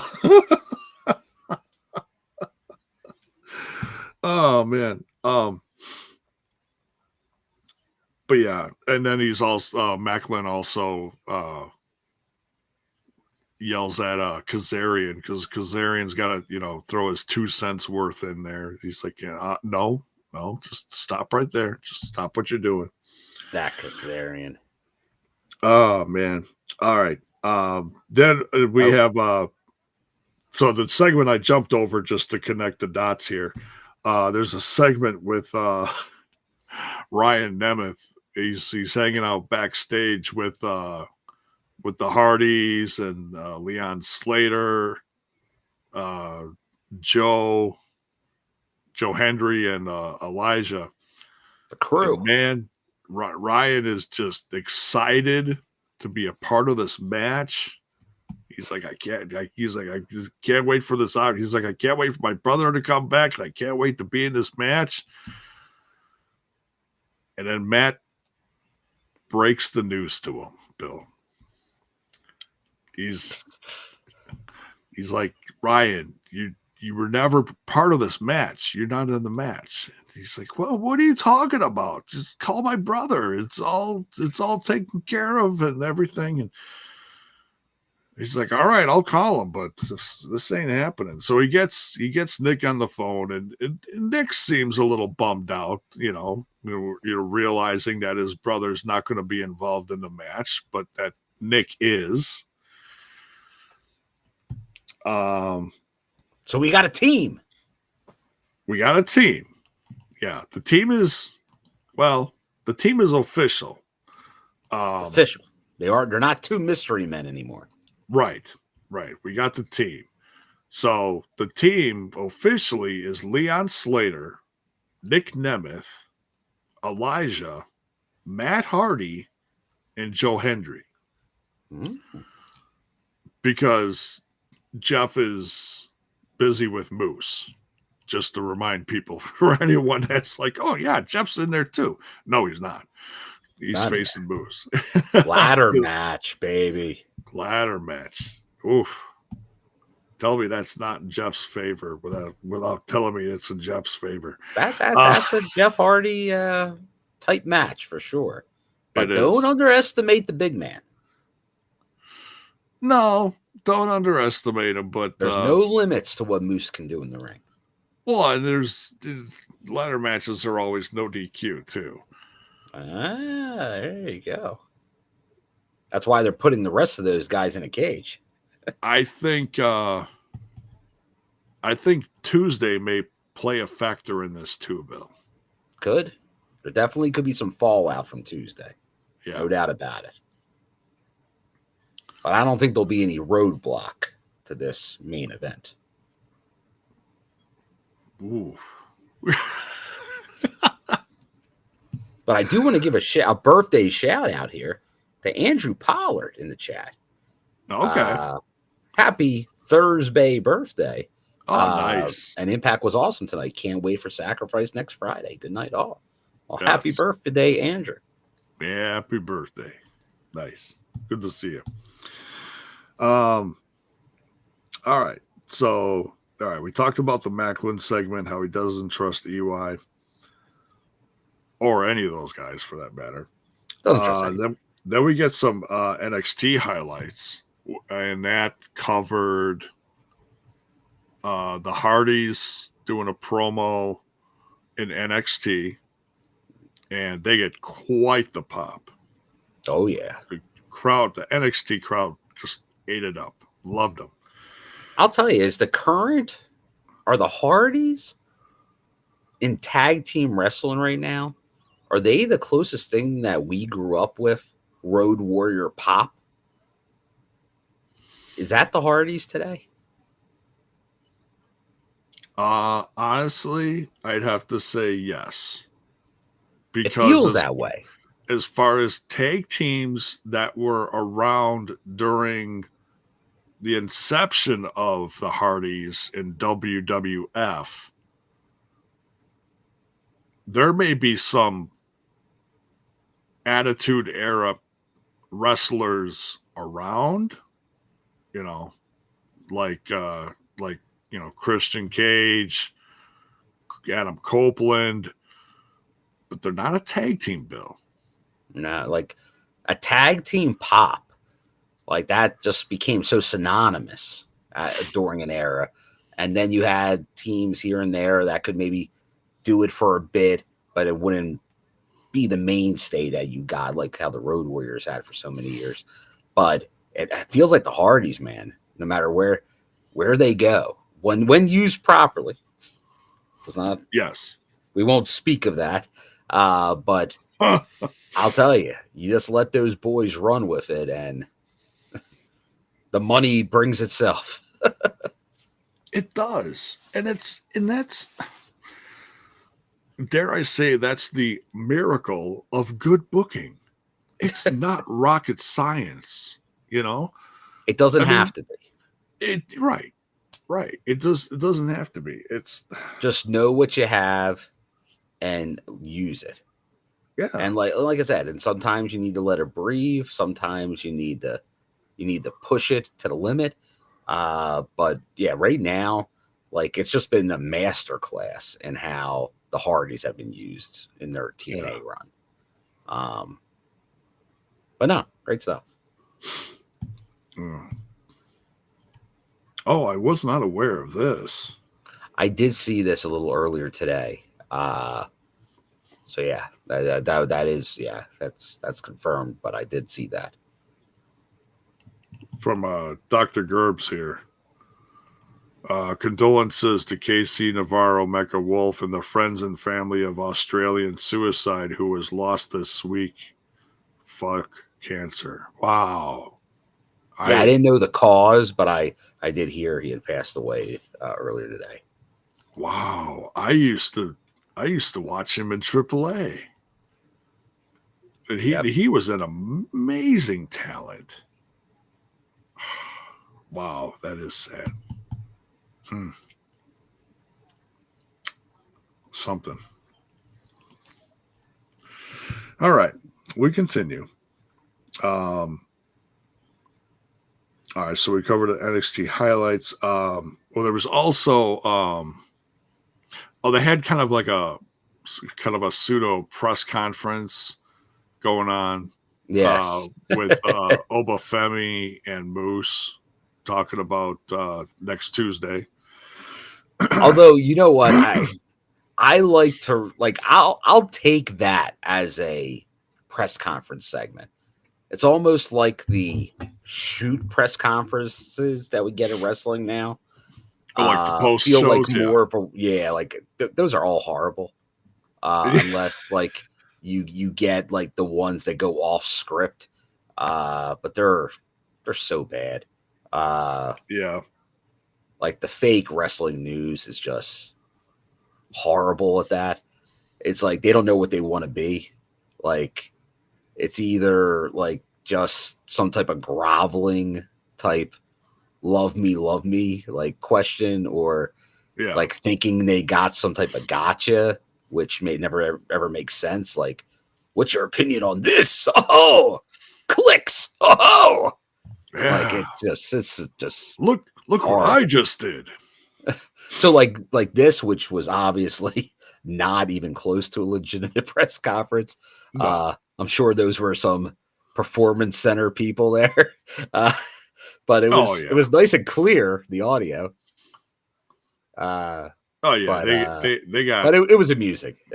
they had when NXT was going on at Full Sail, they had rooms for that and everything. So yeah. Or even at the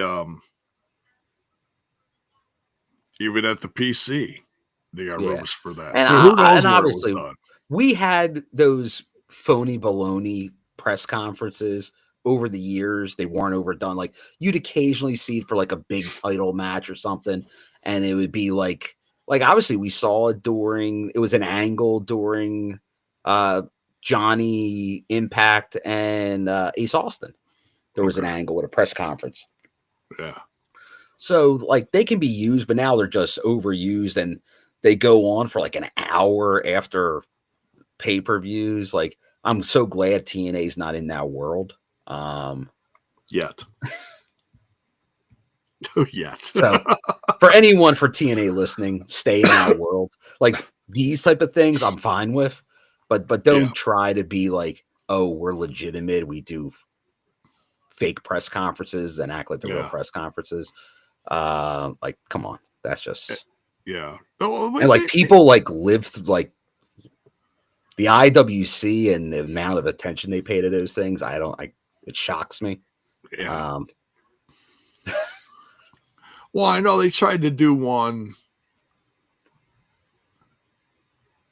and it really turned into a messy situation. It was, what was that? When it was when Aries and and the Johnny, Jomo.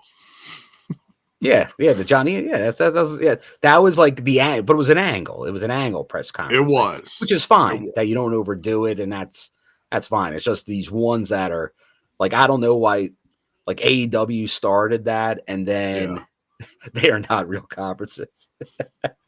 Well, it depends. The ones like they like to tell you they are, but they're not really real press conferences. Yeah, come on, guys. Yeah, I think some of those that are definitely these PR arms of different wrestling companies that make you pay for content and then act like pretend they're real journalists when there might be 10% real anything in what they're doing. Come on. Oh, come on. Oh, are you talking about all crap just sap? Yeah. There's a lot of them out there right now. But and there's some that try to do something but you know what? They're not part of it. Like those ones aren't part of it. It's the ones you think that are part of it that are part of it. Yeah. Yeah. All right. So next we got the Obafemi and Moose face off in the ring with a whole lot of just great security extras. You love the security in the past couple of weeks, J-Bone. Yeah. It's not the Doughboys from a couple months ago that I was referring to. You and those Doughboys. I know. I speak from personal experience. I just say, I could crack a joke because I could crack a joke on myself. I love donuts too. Anyways, and I see the mention about Japan doing the press conferences, and I will give them, because they were doing that back with Hogan and stuff when he would make his appearances. Like, that's something that's part of that wrestling culture over there. And obviously we know the placating a certain company does to New Japan while they rob their company of any identity. But so okay over there. Over here, it just doesn't transition well. Yeah. Right. But yeah, so what did you think of the face off between Obafemi and this is great stuff, J-Bone. Yeah. This is obviously like one of the big things going into obviously Roadblock. Next Tuesday. Next Tuesday, much hyped up match. But Moose, the face of the franchise here in TNA, and then obviously Obafemi, they're the world champion in NXT. So once again, dispelling the whole NXT doesn't send their big guys over here. Right. So world champion, guys. Doesn't get bigger than that in NXT. Right. So, the biggest guy in the company. Yeah. The only thing that hasn't happened yet is, and stuff that I've hinted at that might happen. You never know. But that's HBK. I Yeah, think like that would be like. although I think that would yeah, be I the think be all end all. yeah, and obviously not a in ring wrestler, but No. it almost feels like they didn't tap into San Antonio with that. I can't imagine that's going to happen if you didn't use him in San Antonio. But I guess he obviously could show up. Like it'd be interesting if he did. Old Chef Sean, hope he comes out with the hat. Oh, he's got to come out in that. Yeah. I think it would be interesting just because Moose is the champ. If HBK was there in some some amount just to show like the importance of it. Like, hey, this is your champ,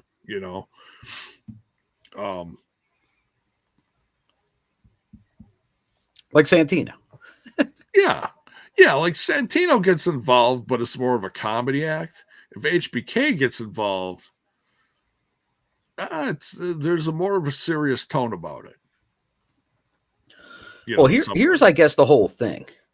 Depending if you want to see, like, did you think the result of Tuesday is going to impact the result on Friday?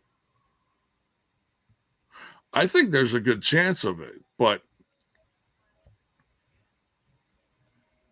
like, could Moose go back-to-back losses?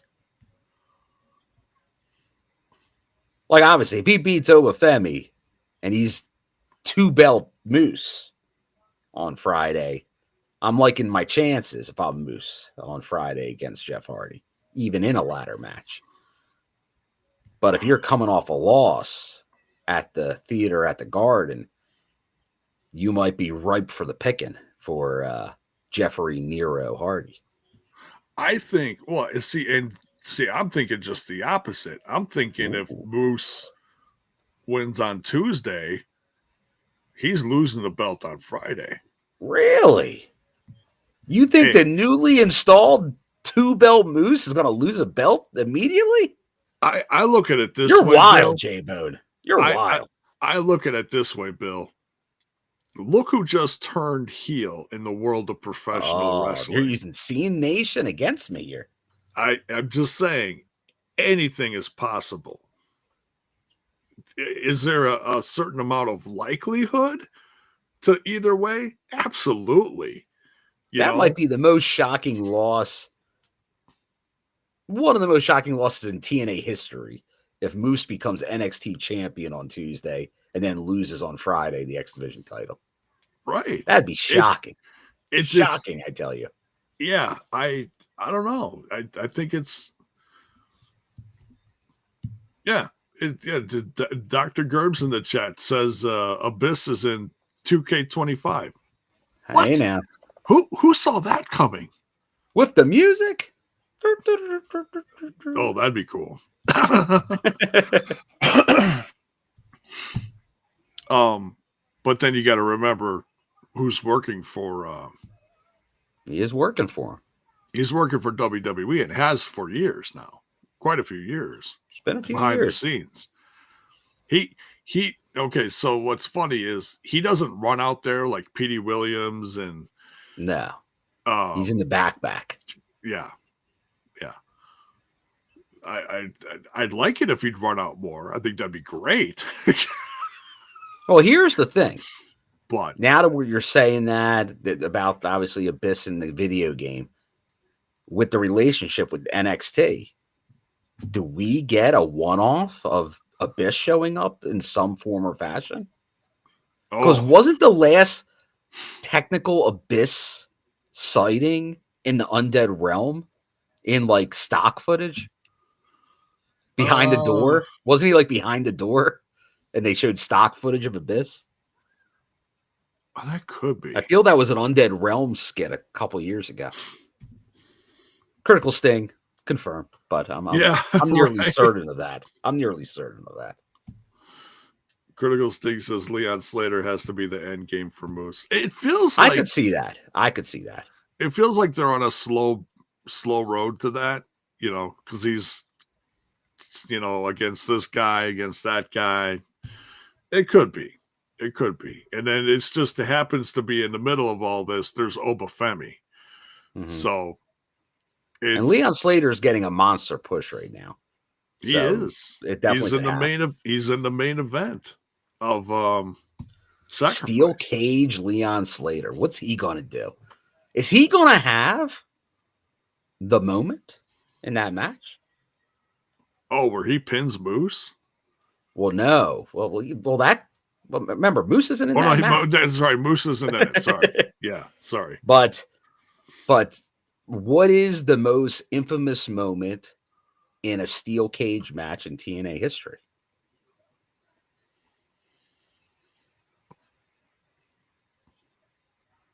Oh, it's got to be somebody doing something off the top of a cage. It's got to be what gets played. Elix Skipper. Yeah, Elix Skipper and Wildcat. Chris Harris. Yeah. Triple X versus AMW. Could he have that moment in this match? Oh, jeez Louise. Could he do a cage walk into some crazy move? I think he could. I feel an Elix Skipper moment could be in Leon Slater's future. Oh, man. That's scary. And like you ride that momentum into that, you're putting a strap on that guy shortly after. Oh, yeah. Because he just became a new highlight reel. Mm-hmm. It could be a human highlight wheel. Could be. Yeah. Swag fan's right. It is legendary. It is. Like that's why the fans have been clamoring for cage matches this long, because you had like Elix do that so long ago, but yet now it's like so synonymous with TNA cage match history. That's why people want to see it. Yeah. Okay. Oh, it was Wrestle House. Thank you, Critical Sting. It was not the it was Wrestle House. I'm like, it's not. It's still not clicking. Like I can't picture it, but okay. But it was stock footage of this. Okay. All right. This had been gone for how long already? A couple of years. But Gotcha. It's classic. Oh man. All right. But then Moose and his crew.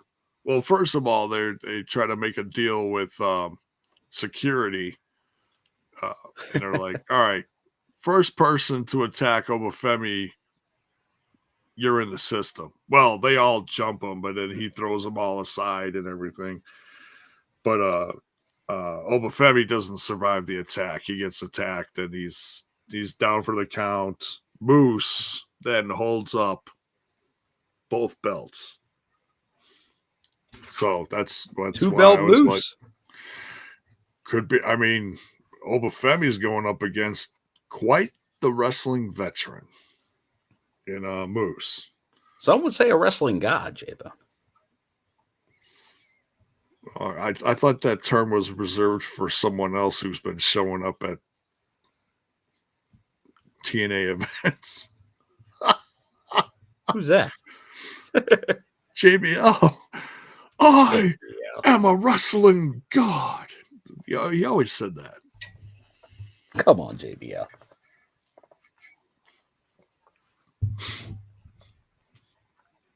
Clothesline from hell. All right. There only might be one cowboy hat at ringside in El Paso. That's all I'll say. Could be. We'll see. Fraxium moment next. Fraxium.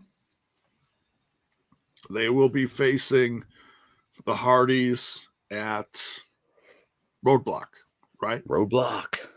And that's for the TNA tag titles. Correct. So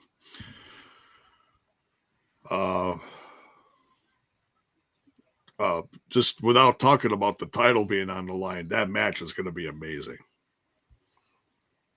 That will be. That'll be a good one. Looking forward to that. and I'll admit, I really haven't paid much attention to Fraxium, but the last few matches I have seen, holy cow, they are fun to watch. Impressive. They are quite the team. So yeah, we'll see. I mean, do I think they're going to win? No, but it certainly is going to go down as one of the better tag matches of the year, probably. Mm-hmm. Northern Armory next against Ace Austin and the Rascalz. A lot of fun, Bill. What you think? Oh yeah, no, this was a good one, and technically the first time Ace has teamed with the Rascalz. So True, definitely great to see Ace representing ABC there with the Rascalz. So definitely on. I was supporting the boys tonight. Yes. So no, I liked it. However, it does feel like the poor Rascalz and poor Ace, as he's getting involved in this, always on the losing end. Sadly, but shenanigans, always shenanigans. Yeah. Oh man, I don't know how popular this opinion is, but we'll show it. We'll show it. Swag fan, thank you for the appreciate it, Swag fan. Bring back the Cage Women TNA. Lollipop. Oof. She was we'll just say she was easy on the eyes. Where is Lollipop? See, you say that, and then I can't help but think of Desire. Desire.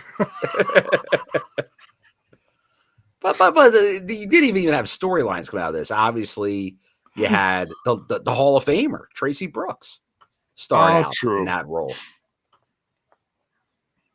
That's true. That's true. So, like, there was a lot of history there. But yeah, I know as people are saying in there, that's obviously something that today, I don't know. You say that, but who knows? Like, everything goes in these ebbs and flows. But if you're going more and more mainstream, no. But that doesn't. Who knows today? It feels like people like to go in the opposite direction and bring back some of the old stuff. So nothing would surprise me. Right. Yeah, it's to a degree you could do some stuff like that, but most time people would be pretty against something like that just because of just what it symbolizes and everything. It's Well, that was very on brand for early TNA.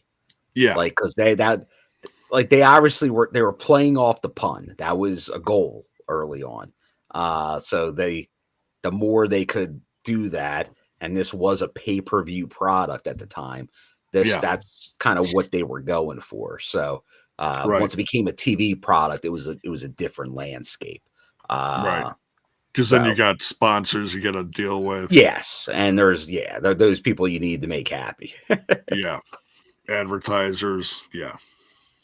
So. Yeah, it's. Yes, Zach Bonifer in the Twitch. J-Bone needs to bring back the lollipop. Hashtag dum-dums. That was a long-standing gimmick. It was. That and the Bone Dana were the J-Bone calling cards, if you will. Yeah. Then it became like the energy drink. Kind of the energy drink replaced the dum-dums in my mind, but yeah. But I wouldn't mind J-Bone. We're coming into the end of the show. How about you fire up a dum-dum for the let's see, what do we got here? Got a nice little apple going, sour apple maybe. I got something here. What is this? This is Bill. It's a mystery. Oh, what's that mean, J-Bo? It's a mystery flavor. Means you don't know only what it good is. Flavors, or could it be like bad flavors? Is it like those Harry Potter? No, I'm kidding. No, this Like is earwax. okay. I think I know what this is. This is you may not be able to tell. It's pink. It's pinkish. So Watermelon? mm, Pink? Cotton candy? I think it's cotton candy. Hang on. These are a little stale. They've been in there for a while. I'm not gonna lie. So my taste buds are kind of struggling.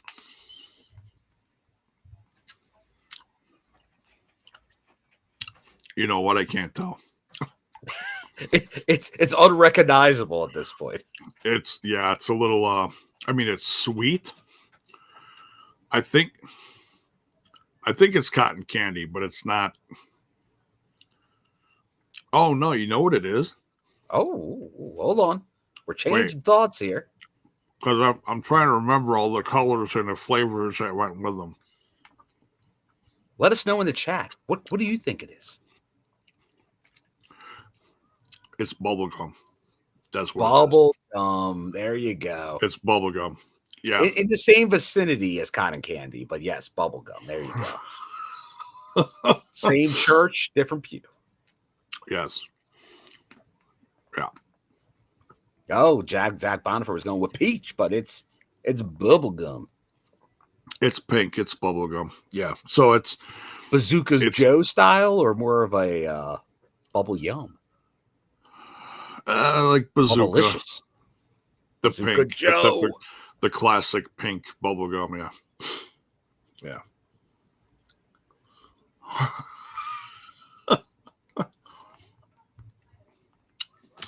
Goldilocks. Or does it taste like that? Well, do you know what it probably tastes like, J-Bone? It tastes like the gum sticks that were in baseball card packs.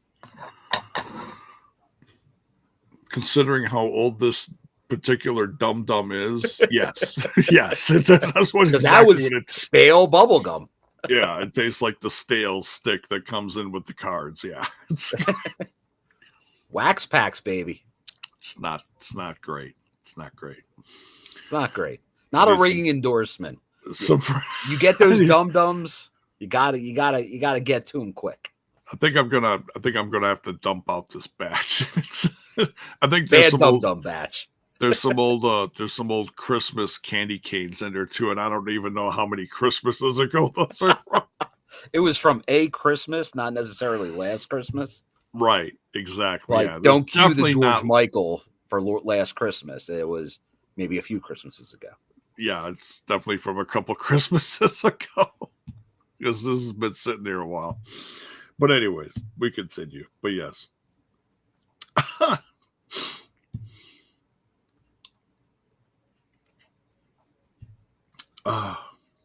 Now I'm trying to get this taste out of my mouth. I'm not going to say something, but if you know, you know. If you know, you know. Okay, so we were talking about the Northern Armory, and they beat Ace Austin and they did. Rascalz. Next, Santana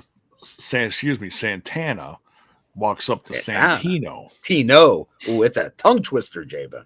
Yes. Especially after that one. Yeah. Santana comes up to Santino. And he's like, come on, man.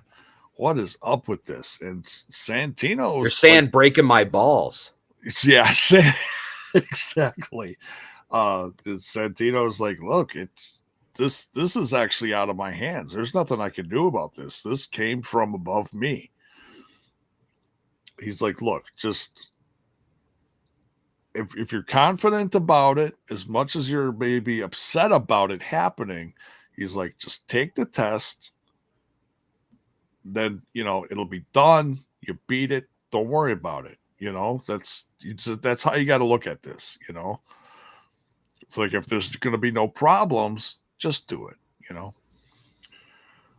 And then he's like, all right, well, and in the background, typical authority figure. Yeah. Just telling him to comply. His hands are tied. What are you going to do?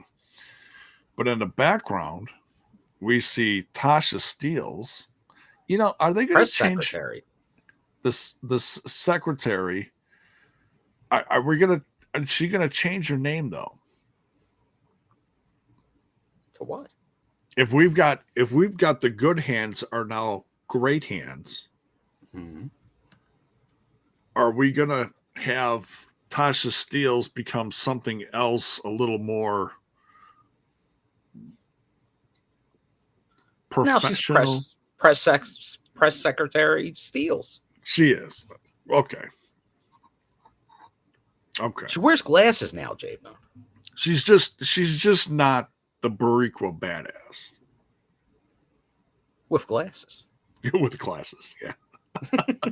You wouldn't hit a person with glasses. So Mrs. Bonewood, yeah. She's like, hell yeah, I would. That's part of the fun. And that's why I love her. She's goofy, she's beautiful, but she's tough. All right. So oh man. There you go. Swag Fan has the nickname for her, the PSS. The Press Secretary Steeles. Press Secretary Steeles. There we go. Put it on a t-shirt. Beautiful.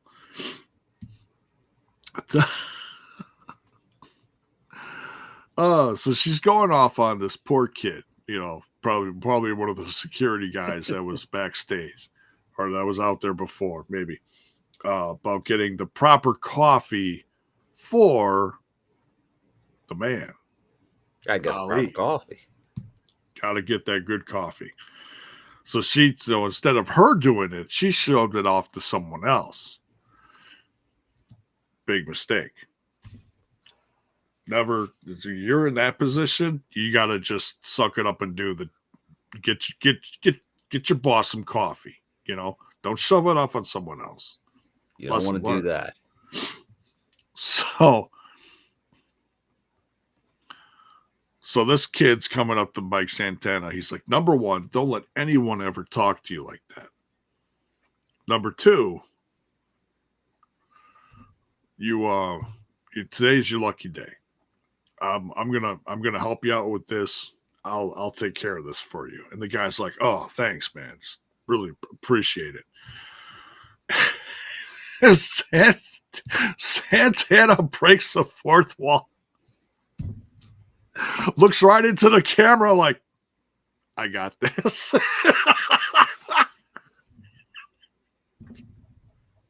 And we don't see, the camera's always there. No matter if it's wrestling, backstage segment, there's always a camera. Whatever. The camera's always there. I can't remember the last time someone actually just looked dead into besides looking into the camera for an interview, breaking the fourth wall like that. I loved it. I'm like,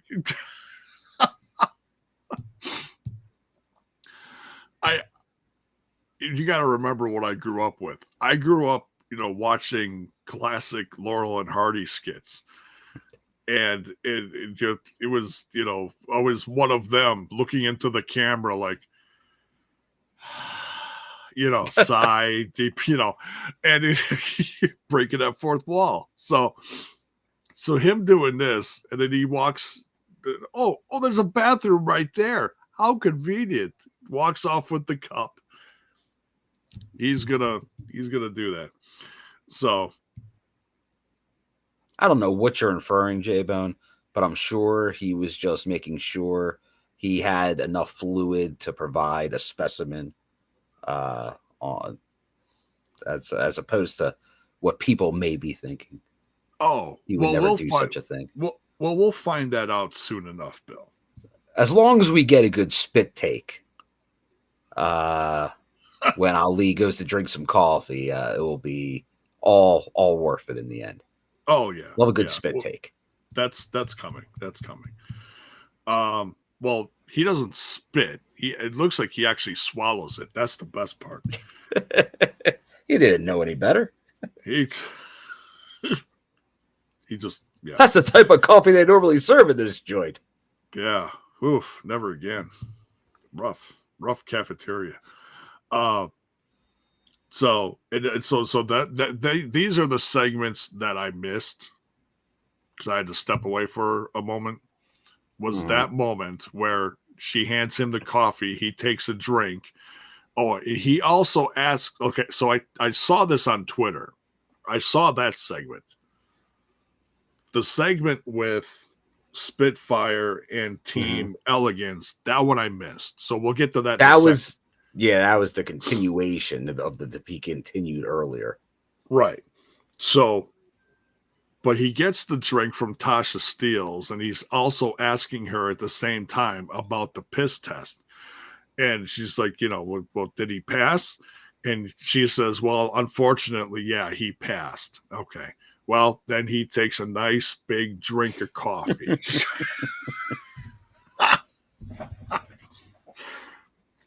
Bill, that ain't coffee. It may be warm, but that ain't coffee. It's 98.7.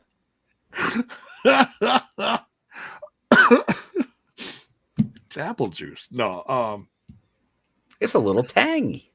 It's a little. It's sterile though. Oh, it's sterile-ish. Oh.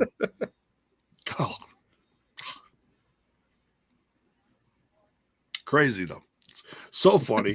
It's like, he got him. All right, so we go from that to and I'm going to turn it over to you because I don't know what happened during this. Yeah, well, it was a follow-up, another vignette of Spitfire and Elegance. So they're like training together, and then a clerk bumps into Jody Threat. But then there winds up being a scuffle where Ash and Heather start attacking Spitfire, and it's revealed that it's actually not just like some random clerk. It's the Iceman, the personal concierge. So he got his way into there and was able to. Yeah, that's what we need. We need a Spitfire spit take. That's what we needed. That's how it should have went. And then some little quip at the end. There you go. But hey, you only can get so much out of it. But no. Good stuff. Obviously leading into, all right, they were their one-day personal concierge, and now they're going to obviously go back into feuding, which that's all the build. So, I like where this is going. Multiple segments tonight, so giving it a lot of room to breathe. Yeah. So a little comedy, but the rivalry stays alive here. Yeah. It's not like this ended it. No, it's going to keep going. Ryan Nemeth makes his weekly announcement on the time frame of his brother's return. Brother. I love it, J-Bone. He returns in 8 days, Bill. J-Bone, that was so good. I almost feel we got to give it even a little more emphasis because it was so good. Because it's one of the great things we get in TNA. My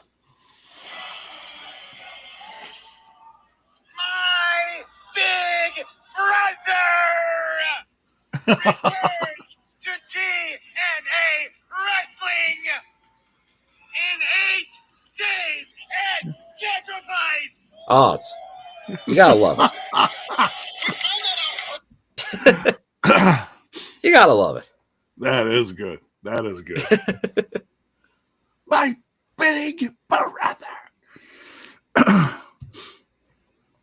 But he wasn't upset anymore. He got it out of his system. Only 8 days, J-Bone. He's back. It's right around the corner. We'll see what happens. We're gonna get that Nick Nemeth heel turn. Oof. I don't know, J-Bone. Is he gonna? Well, it's about time someone did a heel turn in wrestling. Yeah, I like. It just doesn't happen anymore. Everyone's been waiting for a big babyface to turn heel. Come on. Come on. For like over a decade, Bill. It just the good heel turn. It just doesn't happen. But who are we kidding? Nick's been a heel, 80% of his career? Yeah. I'd say the last handful of years has been leaning more on the side of babyface, on and off. It kind of depends on who he's tagging with or whatever, but yeah. So, all right, on to the main event here. The Colóns versus the Hardys. Wait. Hold on, J-Bone. We missed something real quick. We get the rundown of next week's stuff. Well, we got Masha in the ring calling out Cora Jade. Oh, okay. Yeah, Masha. We get the Masha segment. Yeah. Yeah. And then see that one I missed. Go ahead. Okay. Cora shows up on the ramp. But then Tessa comes from behind and attacks Masha. And then Lei Ying Lee makes the save, and this sets up a tag match for next week. And then it goes into obviously the card for next week, as you were saying. Okay. So just a little bit of a lead in. So the card for next week is absolutely stacked. We get Xia Brookside versus Rosemary. Ooh. Oh, and by the way, if I didn't say it earlier, Rosemary was in the rafters during the Savannah Evans match.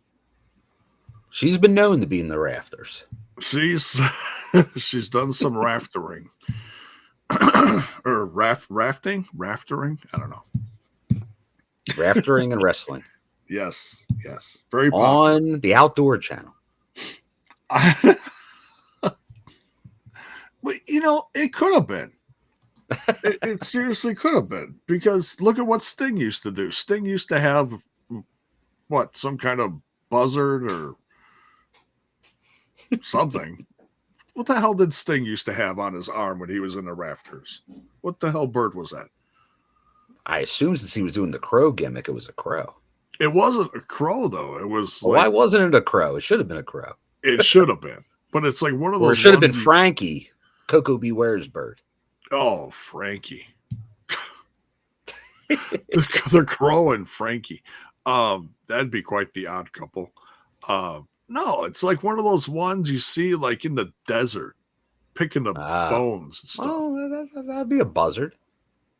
Yeah, it was a buzzard, yeah. Well, my wife walks past me with food while I'm doing this, and I'm sitting here drooling on camera. Jeez Louise. Thanks, babe. All right. The card for next week. Xia Brookside, Rosemary. And then we get Wesley versus NXT. Let me rewind. NXT's Wesley versus Laredo Kid. Laredo. Shut up and take my money on that one. And it gets better, Bill. Oh. We get Tessa Blanchard and Cora Jade. Just saw made. Yep. Loaded. Versus Masha Slamovich and Lei Ying Lee. Oh, I like it. My God. That's wow. I like it. And give me more Tessa. The icing on the cake is Joe Hendry will defend the TNA World title. We got a world title match next week? We get a world title match. For free? Next week is just between NXT, that episode, the go home episode, and then Sacrifice. The next night is Sacrifice. I feel like Scott Steiner should tell us about it. What I mean, what in the wide world of wrestling is going on, Bill? That's a loaded week. Holy cow. Whew. Buckle up. I think just next Tuesday, me and the Ramblers are going to be busy. Whew. By the way, tune into the Ramblers Unleashed. Tuesday. I am a proud member of the Ramblers Unleashed. He is a rambler. He's a rambling man. We do some rambling. We've done some rambling tonight. I just noticed we went past the 2-hour mark. Whoops. We did. But we had an unboxing. We did. Yeah. So thank you for everyone who's been here tonight for the whole shebang. Much love. But yeah. Colóns versus Hardys. Very entertaining. Colóns. Did I say it wrong again? He keeps calling them Colóns.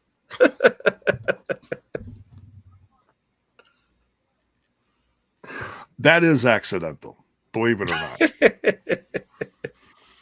I know. Knowing me, no, that's not how they say it. No, it is, really.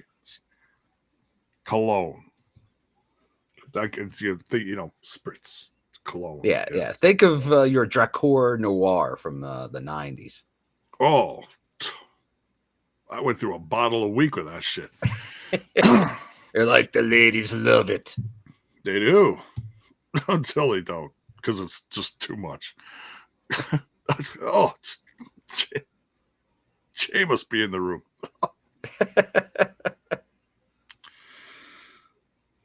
He's sitting right next to you. No, he's on the other side of the room. It just stinks that bad. That was the 80s going into the 90s, ladies and gentlemen. Oh, critical stig. The gunshot of the night.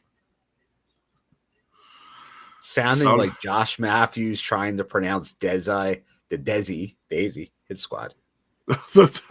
Oh, that was classic. But that used to drive Trent nuts. Every week, that would drive Trent nuts, and that took me a while. But I know, being on the show in the beginning, I had to get that right. I'm like, they're gonna fire my ass if I don't. It's been a while since the Hit Squad's been referenced. The Daisy Hit Squad. Good stuff. But yeah, the Colóns. There you go. Versus. Now you're knocking it out of the park, J-Bone. He's an old pro. We're here for it all. This ends in a DQ. The Hardys win because of shenanigans. The Hard Boys won. Yay for the Hard Boys, but the boo for the system. Those Samana gods. They attack the Hard Boys. Can't do that. I can't do it with a straight face. Whenever you talk about the Hard Boys. So it just like the locker room, just, anybody involved in the main event for next week clears out. Elias is down there. Elijah. Jiminy Christmas. Elijah's down there. Joe Hendry, Leon Slater. Of course, the Hardys are already down there. We're just missing Nick, Mm-hmm. The rest of the system comes out there, and they're all fighting. Santino, we got like a minute and a half left of the show. Santino comes out. Uh-oh. Now what? He announces that the main event of a sacrifice is going to be in a steel cage. A steel cage. Finally. And we have to go all the way back to the Access debut. My It's first been a thinking, while. my first thinking is Lockdown. I'm thinking it's going to be like they're going to make the event just like a match, but it's not. It's just a steel cage. Although it may be the Lockdown steel cage if we're lucky. It's their 4-way back. They're back into the cage match business. Yes. So great to see. Great to see. But J-Bone, I misspoke a little earlier, and I got to clear it up. Because I said, well, we didn't see Daniel Spencer. It's Thursday, so he's probably at OVW. True. He was not at OVW tonight. I have confirmed his whereabouts, and he was at Sami Callihan's promotion. They did a Thursday night show at Revolver tonight. Okay. So they were in Dayton, Ohio, doing a show. So he obviously there with a bunch of the TNA roster members and some former names of that we're familiar with. We're all there. But yes, so the actor, Daniel Spencer, and referee was at Revolver. But once again, that's not his local promotion. So I'm sure he's probably grabbing some post-show grub or on the road or something. So he'll probably, hopefully, if he watches this later, he'll hear the shout-outs. But hopefully we see him next week. Oh, yeah. Yeah. Yeah, and so like we said, somewhere in the near future, we're going to try to get him on and do a nice little interview regarding the movie, and we could throw in the anniversary too. I think that's pretty significant, Yeah, man, maybe he can expand on his new responsibilities as well. Yes, yeah, that'd be great. So, all right, well that's the show. The steel cage announcement for Sacrifice is the icing on the cake in the episode. Yeah, and as it's ending, let's just highlight Critical Sting here. They said Eddie versus Slater is an advantage match, so it has to be some sort of lethal lockdown match. So we'll see how that turns out next week. Oh. So it could be like not all in there at the same time. It could be the guys get like, one goes in, one, and someone's going to get an advantage. The old like War Game style or lethal lockdown, obviously. Oh, is that in because they're the last ones in? Or who? I don't understand. Well, yeah, because remember, like it will be a 2-on-1 advantage. Oh, okay. When that second man comes in. Okay. So something to pay attention to. Okay, so that must be like earlier in the night. Maybe pre-show? Or is that on the go-home show? I think that's on the go-home show. That should be on the go-home show. Because they're not... At least it's not in this one post that I'm looking at. I'd have to see when they announce that. Yeah, they might have another post. Okay. Well, anyways. But that's an interesting way to do it, though. So, but yeah. So we'll quickly just run this down. We got the 10-man tag in the cage match. System versus... or System and Colóns versus Henry, Matt Hardy, Elijah, Leon Slater, and Nick Nemeth. Cora Jade versus Masha Slamovich for the Knockouts title. Ladder match.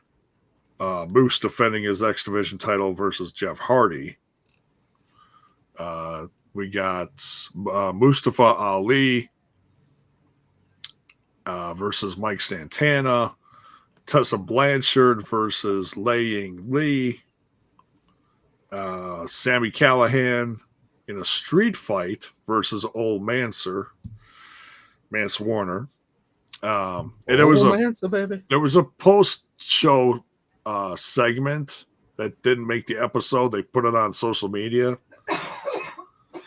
And it was those two running in together in the parking lot. Santino breaks it up and says, no touching each other until the show. So No touching. no touching, no fighting, no nothing. And then last but certainly not least, we got the Rascalz and Ace Austin versus Wes Lee, Tyson DuPont, and Tyreek Igwe. Nice. NXT's Wesley and crew. So, yeah, loaded card. A lot of fun. Next week is just going to be ridiculous. Redonkulous. Redonkulous. Cousin Larry, don't be ridiculous. Right. Any final thoughts, Bill, before we get out of here? No, good show. Really loaded show next week in Sacrifice. I'll tell you, looking like one hell of a card. And as we said, to kick off the show, with ticket sales, the momentum going, it's seeming like another Texas trip's going to be big for TNA. So looking forward to it. Oh, yeah.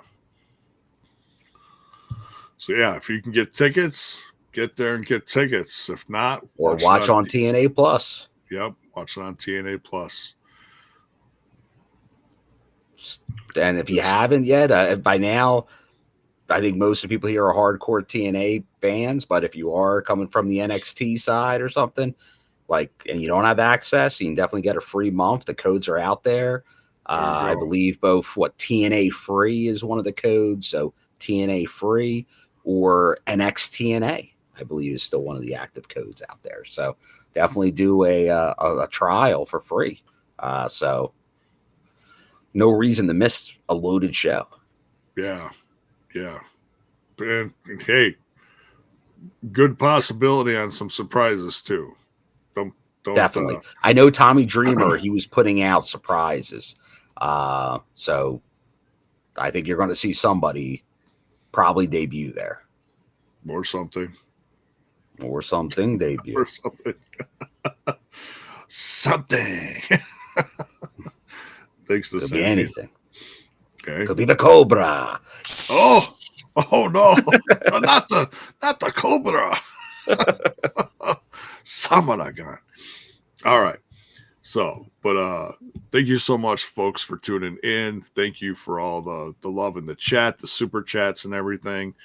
On your way out, make sure you smash that like button, smash that sub button, ring that bell for notifications. Why? So that you know when more of our content hits your screen. And go get some of those TNA sneakers. They look pretty snazzy. I love them. Say goodnight, Bill. Good night. We'll see you.